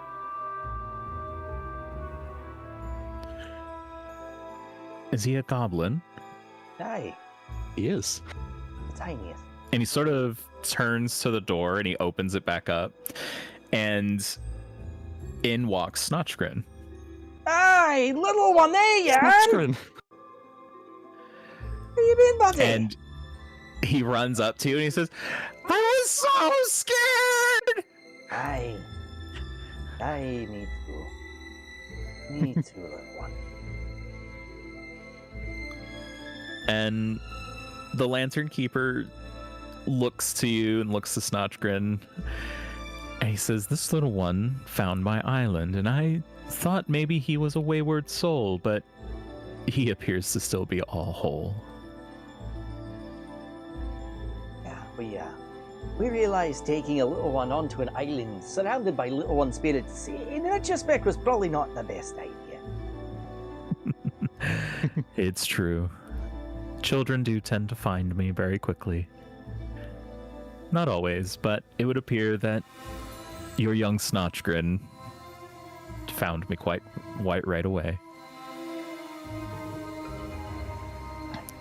Speaking of children, we is Orin still with us? Orin is still with you. Okay. We met this young one here, and he tells us that you've been chasing him, giving him quite a fright. Why would you do that? And you kind of look at Orin, and he is like petrified. He's like staring at the Lantern Keeper like this guy is about to just do something horrible to him. And the Lantern Keeper looks at Orin and looks to you, and he says, "Orin's story is very sad. I don't think he's ready to join us on the island. And sometimes it can take a long time. But there was no malice. He would be safe here. But it's his choice to come. How long has he been here? Not long. About a year or so. Oh. I lean down to Orin. Hey. There. All alone. I'm so scared. Up there on your own. Taking care of your own. Winding up here without any knowledge what's going on in there. A little scary. It's very scary. But I'd say you did a good job. Quite a good job at being an excellent host. Excellent husband. You were raised well. Took care of your guests. And I say that's worthy of anyone who's ready to move forward in life, wouldn't you say?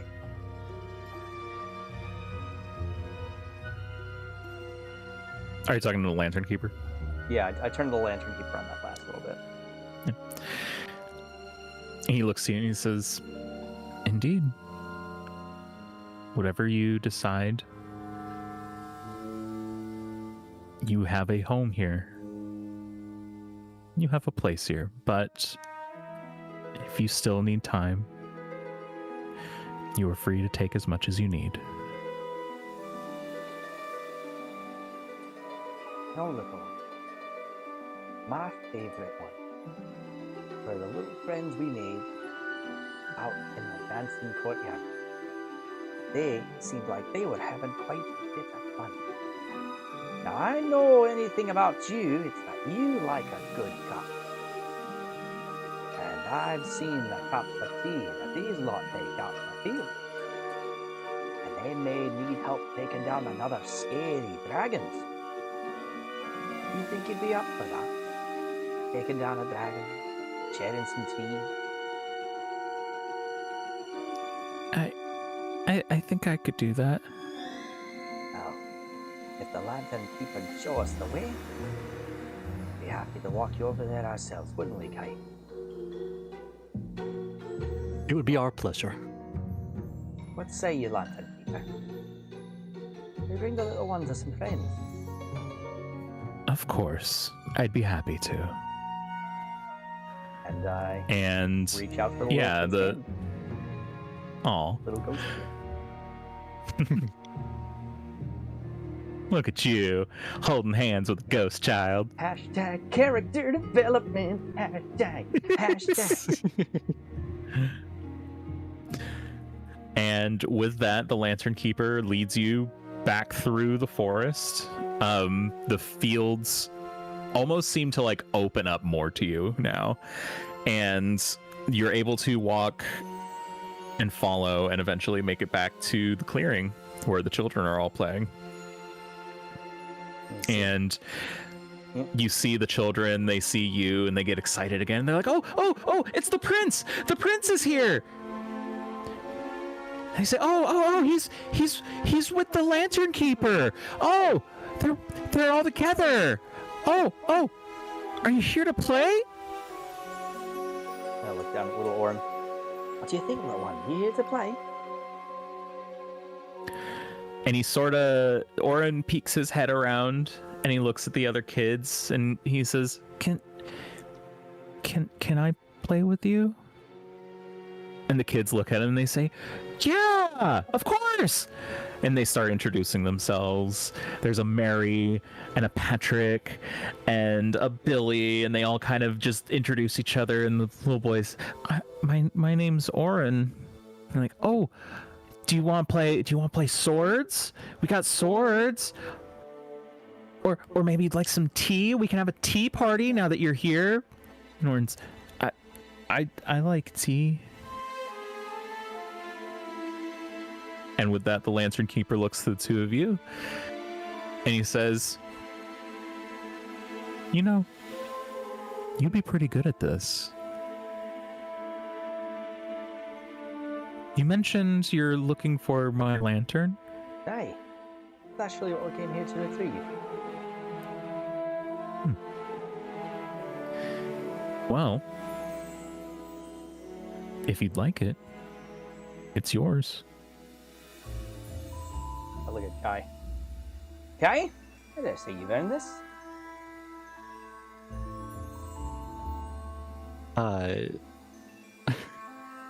When you say it's yours, do you mean we can take the lantern and leave the island?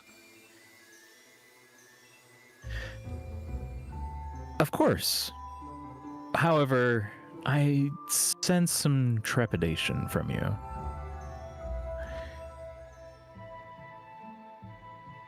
It would seem that maybe you don't quite understand this lantern's role. Can you tell us what the lantern's role is? Of course. This is the Lantern of Wayward Souls. You see, I'm not a protector. I help guide wayward souls. These are all souls of children who have been lost and forgotten. Many who have drowned. Many who have lost their lives for one reason or another. And need a place to feel at home. They are attracted to this lantern, not to me. So if you wish to take it, you can. But you would be guiding the souls of children. They would be continuing to follow you.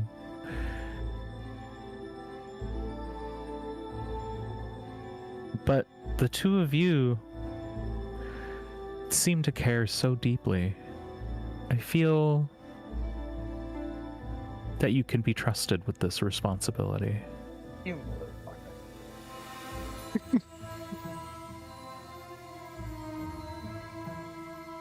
I turn to Talco and I say, "This is becoming problematic." I look you dead in the eye and I say, "This is why you don't ask what it does." Son of a bitch.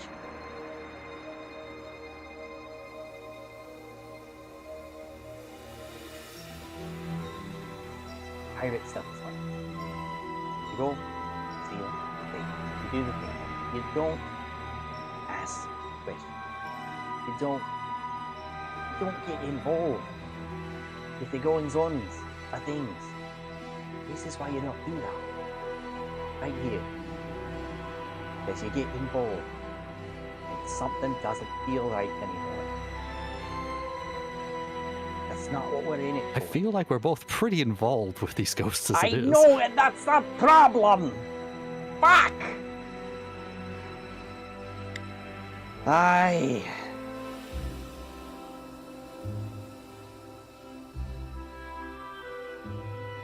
What could Black Tide want with this lantern? It doesn't... He would just be shepherding wayward souls of children around. It doesn't matter. He could want it just so that it sits on his shelf. That's it. It could be something as simple as that. It doesn't matter. The whole point is that it doesn't matter. The problem is, now it fucking matters! Sorry, there's kids. I'm sorry.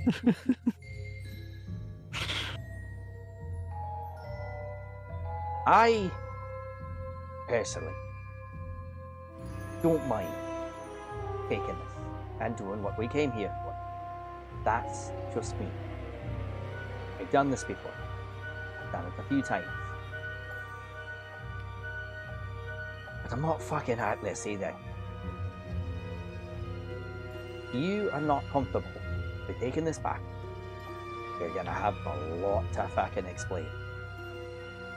And it's gonna be something we may have running from for a long time. Okay? More specifically, you're not gonna get paid. If we don't get paid, crew is going to turn up. So I'm going to ask you a very important question here. What is more important to you? Your adventure? Parading around the world? Finding all the world's riches? Doing what you can? Or this? And I gesture out to the ghost kid and the lantern keeper, who is very, very much still standing right next to us. You have to make a conscious decision here. It's not on me. I know what I said.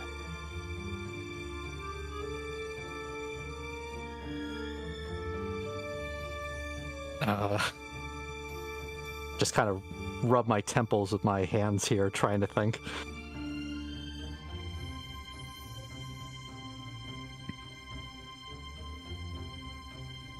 I don't think we can turn the lantern over to a man like Blacktide. And you understand that he's going to come after us. You understand that there's a chance that the captain to our ship right now may very well turn us away. We owe them a lot of coin. We owe the crew a lot of coin. We are going to get fucked here.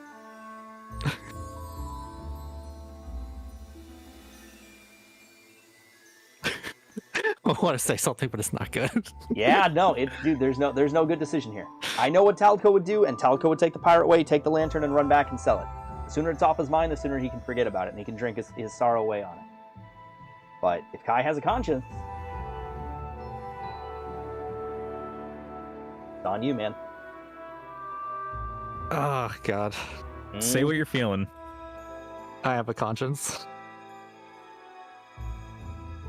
We can't, in good conscience, take a lantern that's meant to shepherd the wayward souls of children and give it to a man like Blacktide. If he has this, who knows what he'll use it for? He might even put these children into slavery. It doesn't matter what he does with it. That's the problem. That's the part about being a pirate, is being a pirate. This is the pirate life. It's not all games and funs and happy-go-lucky. Sometimes it's getting the shit scared out of you on an island with a bunch of kids. Other times it's looting and pillaging places and conquering kings. And sometimes it's shit like this.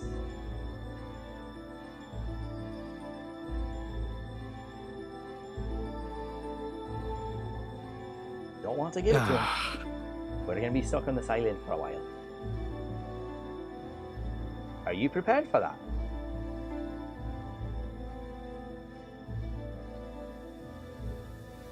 I feel like it's better than giving the ghosts of children to that man. All right.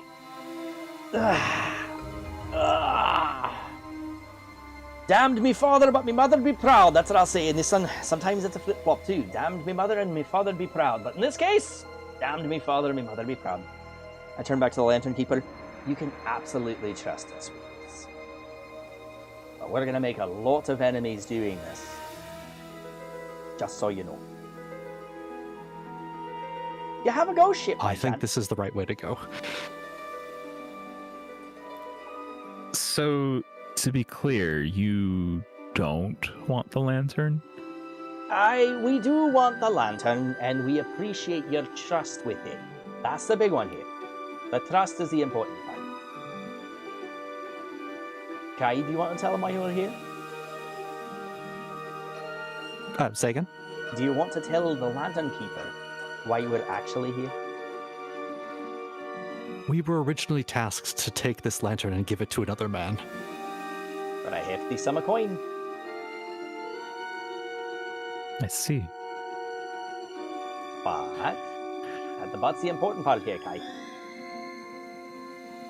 But we can't do that. We don't know what he'll use it for. And now that we know what the lantern is for, it's too dangerous to put it in the hands of a brigand.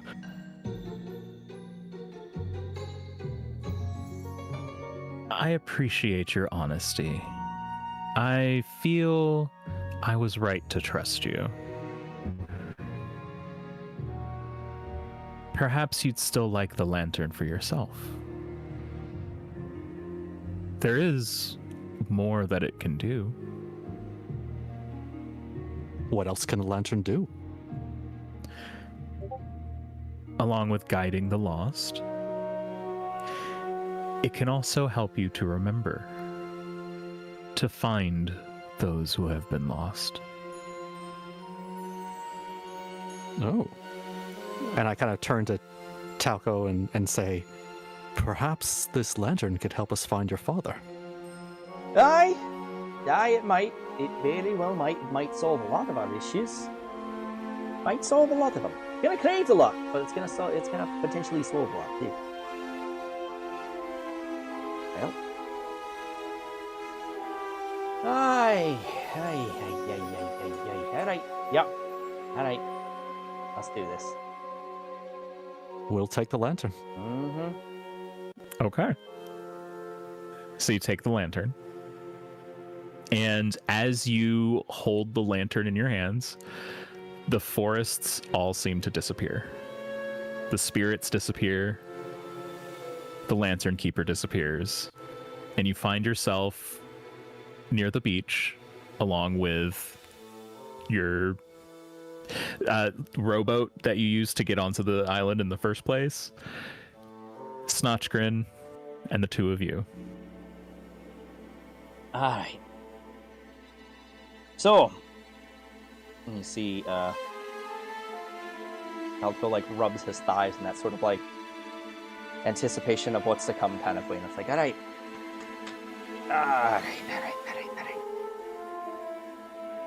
We need a game plan, because they're not going to welcome us back on board.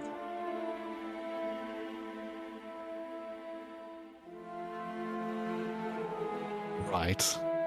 We were supposed to give this to Black Tide. Here's and what now we're not going to give it to Black Tide. No. Well, we're basically about to have some degree of mutiny go, right? If we're going to survive this, the best way to do this is to get the captain off the ship, okay? And we will explain directly to the captain that we can't give this to Black Tide in good faith, okay? And when we do, we need a story. And the story that he is going to tell Black Tide is that we died here on the island on our first go-around, and we did not survive the trek, therefore could not bring the lantern. We'll tell the captain that he just has to wait a few more days here to make it seem a bit more believable, heal some time, and then he is to go off. And we pray that the captain's cool with that, because he has to lie to someone who has great power, and if ever finds out that we're alive, we'll probably send, the crazy assassins after us. He does seem to want to send assassins. He's definitely the assassin type, definitely. Then we'll take the dinghy back to here and figure out how to get off this island and change our names and go about our day. It's the best we can do. Maybe instead of faking our deaths and possibly getting assassins sent to us, we could try to convince Black Tide to use the lantern but not keep it. Obviously he wants to use it for something. Yeah. You remember what Black Tide was surrounded by when we were sitting there in the bar? Do you remember that?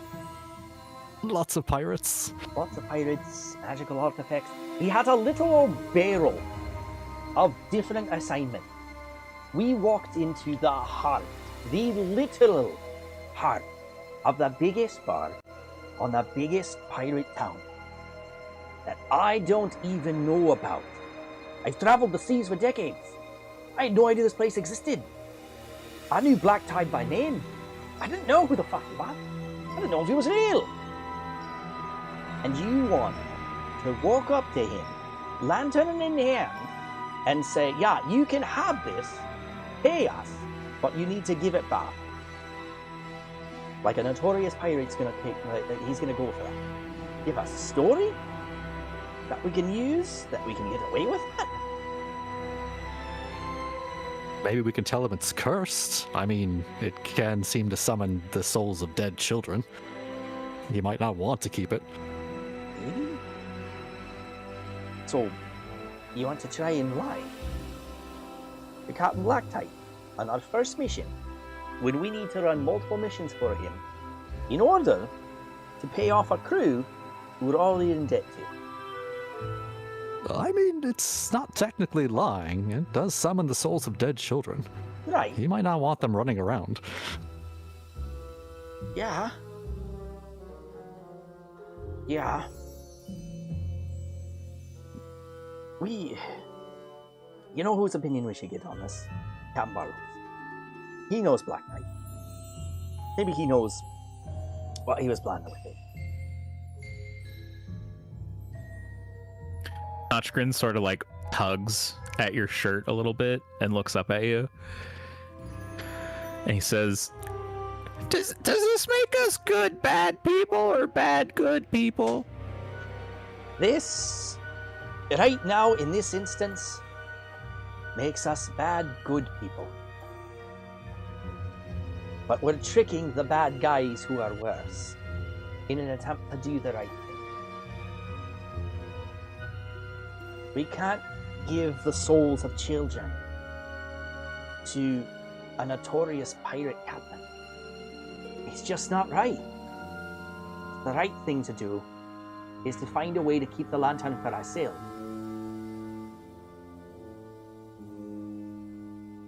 Interesting.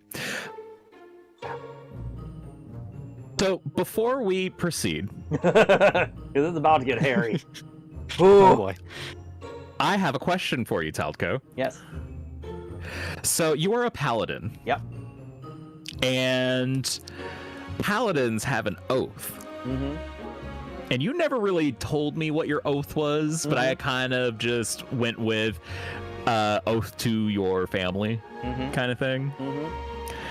I would like for you to tell me now, specifically, what your oath is. Let's see, I gotta remember. I'll be completely honest with you, I had it written down. I need to just find it.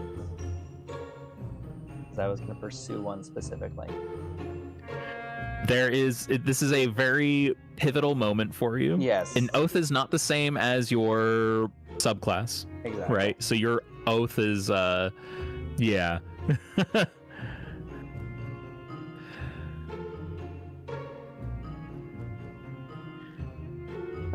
And you can, you know, it's where you draw your power from. Yep. So it is something that you believe in. And this feels like a very pivotal moment where you kind of went one direction and then you kind of went another direction. And I kind of feel like it's necessary to know what your oath is now so that I can tell you. 100%. What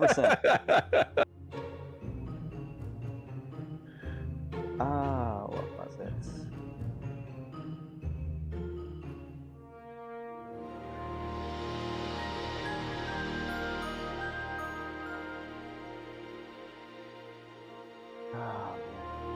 Because I know we talked about not doing an Oath of Vengeance because that's just too easy.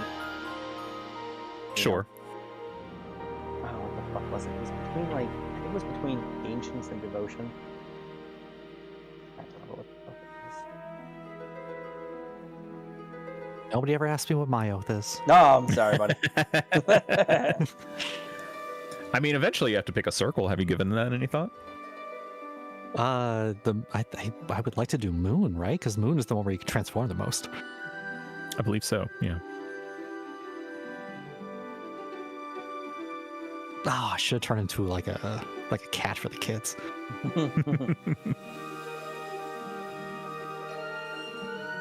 Maybe we can trick Black Tide into thinking that the lantern turns you into cats. I'm just so scared of that interaction. I am so genuinely scared about what that interaction is going to do. I was like sweating when the choice came up, by the way. 100%, because this is not an easy thing. That's the whole thing with Taldco, is he has to pull from both sides. His mom is a paladin and his dad is a pirate. Like, there is very much a back and forth when it comes to how he wants to approach his life, because he wants to live the high seas and go and explore and pillage and plunder and do all this, but then he also understands that there's repercussions to all of this, and they're not just repercussions that affect him, good or bad. or ugly.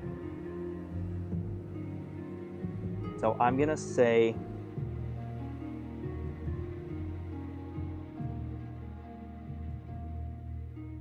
we're gonna do an oath of glory.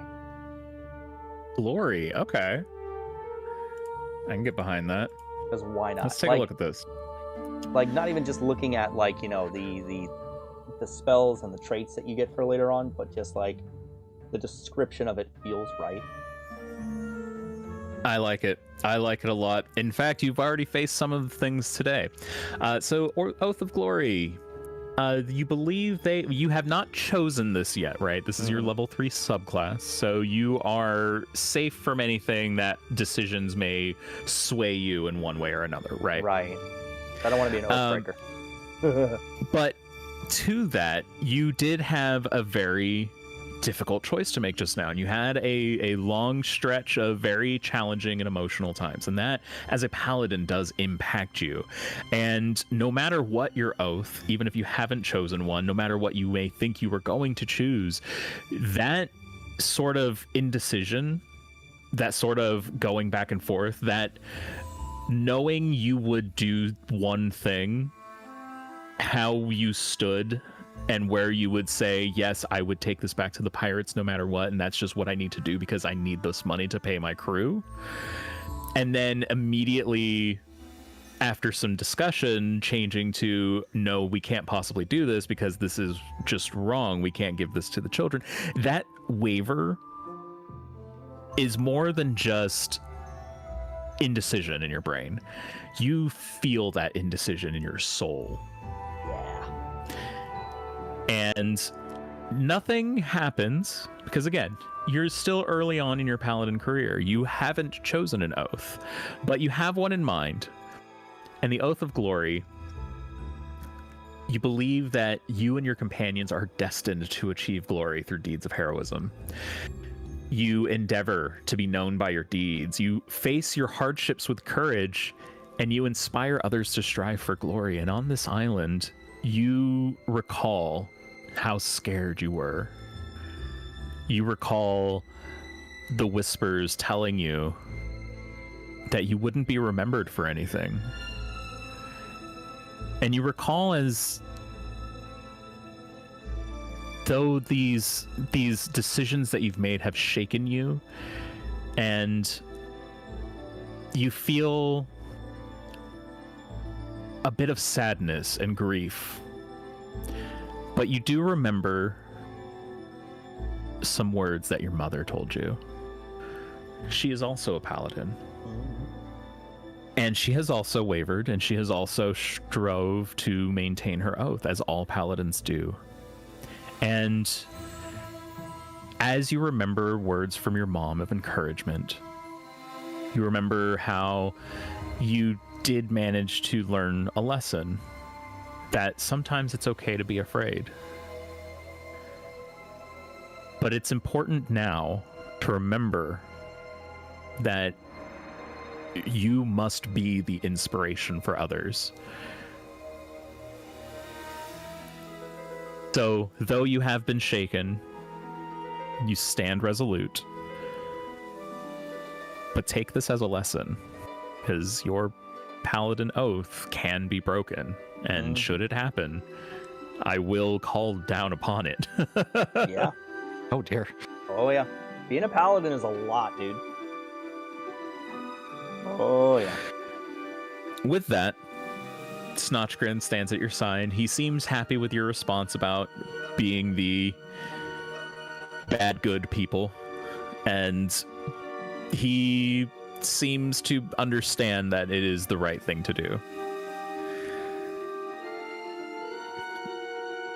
And the ship is just a small boat ride away. What would you like to do?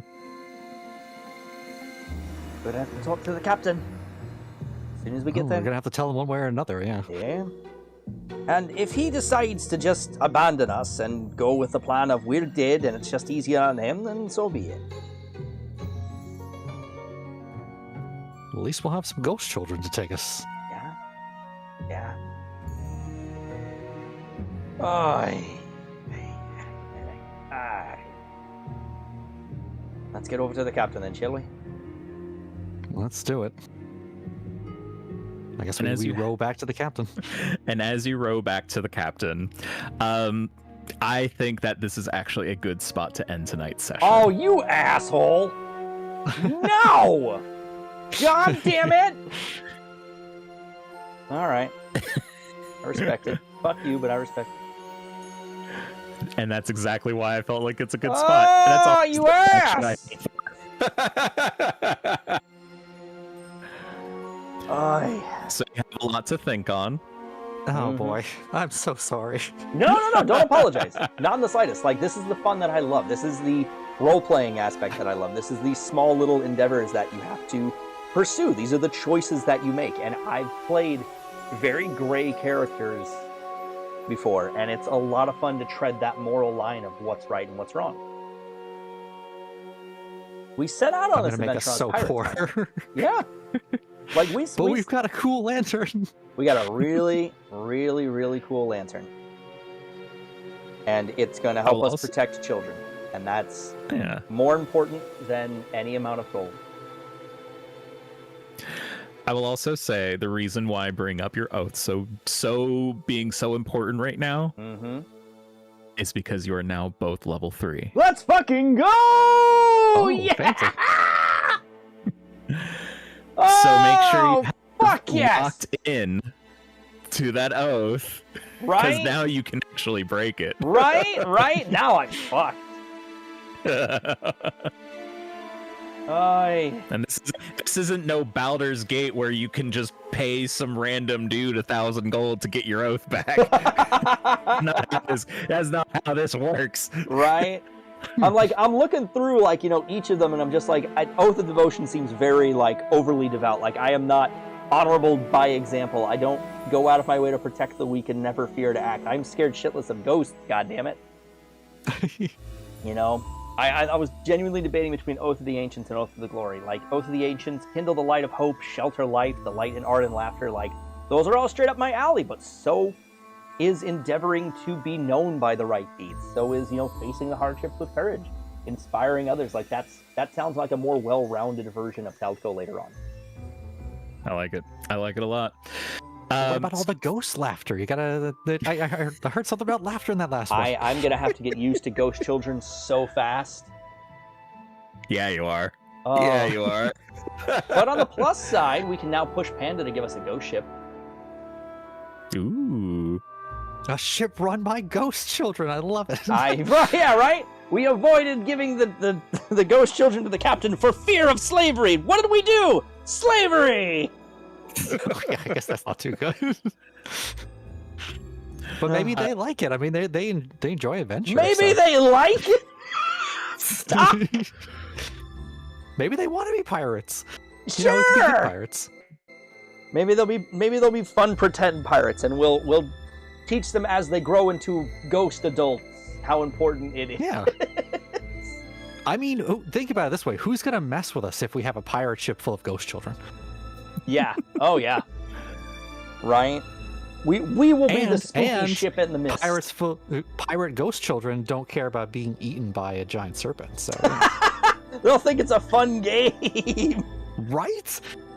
Oh, we're going God. down the slide. But think about Molly and Marin and yes. And what are you gonna do? We've got Molly, we've got Marin, we've got Captain Barlow, we've got Chef Saltthroat. Like, the only one that's gonna be with us now is Snotchgrin. Everything else is tossed to the side. I say we take the barrel and run. Literally, right? We stuff Snotchgrin in the barrel and also shove Old Marin in there and just run. Because Old Marin has no problem setting up shop wherever the fuck he goes. Yeah. Our ship could just be Old Marin's shop. It's already creepy. Why not fill it with ghost children? Right? Look, Old Marin's gonna forget where the fuck he is in 10 minutes anyways. He's just happy to be on the road. Which is to say, not on the road at all. Because he doesn't even know where the fuck his shop is. The man lives in a fucking perpetual state of bag of holding. Incredible. With that, we'll hold off on leveling up until next time. So go ahead, just in between now and the next couple weeks, if you could just kind of get an idea of what you want to do, so we can kind of just jump through it. If you want, we can like set up a session in between to where you guys can just do your level up if you'd like, but up to you on how you want to handle that. Hear me out. Why don't we do it even easier? The next day we have to start. Why don't we just start like a half an hour earlier so we can level up before we technically actually start? Like we can do it on stream, the whole leveling up and whatnot, but we'll have that sort of extra half an hour for leveling. This way we can not lose time on the story. Okay, I'm down for that. Doc, you cool with that? Yeah, sounds fine. Sounds good. You asshole. And then good. This is what I live for. Yeah. Well, how have you guys felt? It's been 5 episodes. We've been playing for 5 months, nearly at 6 months now. Yeah. How you guys feeling? I love D&D. Like, my literal only problem with these sessions is that we only do it once a month, but I completely get why it's only once a month. I just like playing, and I like playing, and I like playing, and I like playing. That's it! Otherwise, every single episode is like a small little adventure. It reminds me of a lot of, like, Samurai Jack, where there's just this little pocket information of thing going on, and now we're doing this, and it's like, oh, okay. Hell yeah. I feel very in debt. That's the other thing. Yeah, if we had to start over, I'd say let's fuck it in like a ship and just go One Piece on this and just start out in a barrel and just drift off in the sea and take someone else's boat. Also, well, Doc, this is your first experience with D&D, right? So yeah, this is my first time. Well, not my first time ever doing it, but my first time ever doing a real D&D and not just what somebody called D&D. And sure. Having us run from place to place, getting various pieces of treasure. Is this your first time being in so much debt? Yeah. Yeah. How do you like it? Are you enjoying the game? Are you enjoying like the mechanics and everything? Yeah. It's hard decisions, you know. Like I said, I was getting sweaty when she got put on the spot for the lantern, but you know, it's good. That's the kind of emotion that the game should give you. Good. Oh, Naru, thank you so much for rating. Well, I'm glad I could create an environment for you that you guys enjoyed. Mm-hmm. Hopefully next time I'll have this combat suite set up and it'll feel good and play good. Because who knows, you might get into some combat right away. Mm-hmm. Right. Depending on how this conversation with Barlow goes. Oh boy. Yeah. We've only been out with him for like a month or so. So, like, we haven't built trust yet. He's a known captain of a pirate ship. Known even by the dude who we're working for. That's scary. Like, Barlow may be a drunk, but he's made a name for himself at some point. Even if he's like an old drunk now and just recently lost his crew and shit. He's gonna be real pissed off when we hand him that debt.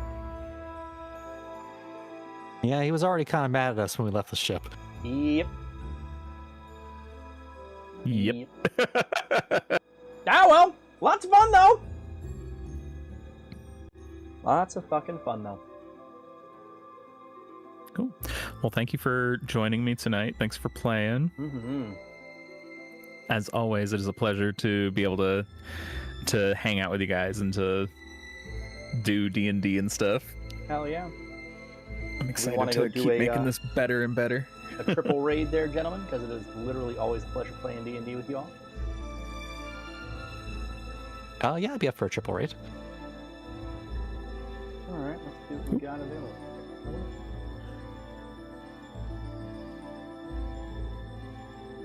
Is there Can't open up anybody that you guys know window. that's playing D&D that you would like to raid specifically? I don't know any D&D people, but if you want to raid someone playing D&D, we can. Nothing wrong with sharing There's the Adventurers pack that we raided into last time. Looks like they are live right now. Oh, we just got raided by a Malthion God of Decay who is also playing D&D. Hey! Oh. How was your session? What did you guys get into? Did anybody die? Did anybody cry? Did you get the gold you went in for? That's the important part. Are you Welcome massively in. in debt to pirates? Like these two are? And about to like betray one of your like more succinct pirate connections for the sake of standing on moral high ground? Because we are! Yep. Malthion, we were having a great time today. We just went through a ghost island, and we found a spooky ghost lantern that summons ghost children. Mm-hmm. And now we're about to get kicked off of our boat and find ourselves at the sword end of a giant angry pirate. Mm-hmm. But we were just about to end our session, unfortunately.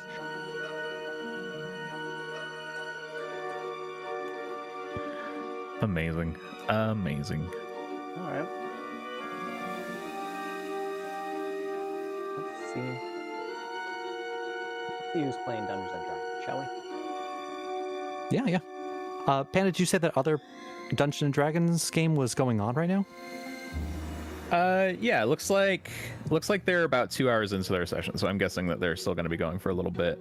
This is the same group that we raided into last time we played D&D. Yeah, the Adventures Pack. Yeah. Yeah. I mean, yeah, I'm down. I'm down for the Adventures Yeah, Pack. I'm good for that. Can you put their name in the chat? Thank you. Sure can. And just give me a second so I can open it up.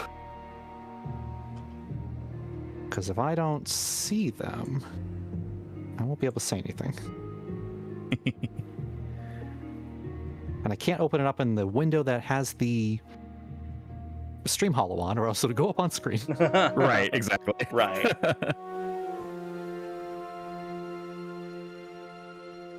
Okay. I am all set. Shall we do a countdown? Aye. On the count of 3, and a 1, 2, 3. All right. All right. Beautiful. Ladies and gentlemen, An we are the absolute Zoo pleasure Pals. as always. Right, genuinely. Gentlemen, always a fucking pleasure. We are the Zoo Pals. I am the Moose King of the MoooseyKingdom, where we are merging that gap between VTuber and FaceTuber, joined by the Dr. Purrington of the Long Whiskers Hospital, who has yet to fail a brain or heart-related surgery. Trust me, no complaints have been filed. And our resident DM, the Game Panda Plays, owner of the Panda Ruse Guild Wars 2 enthusiast, and all-around just good guy. Please, do show us some love as you do. Follow us into the raid as we continue our adventures here, and be sure to join us next month for another round of Stream Hollow. Yeah. Well, good night, everybody. All right. I'll catch you guys later. Thanks again. All right, bros. Catch you guys later. Thank you so much, everyone. Yeah.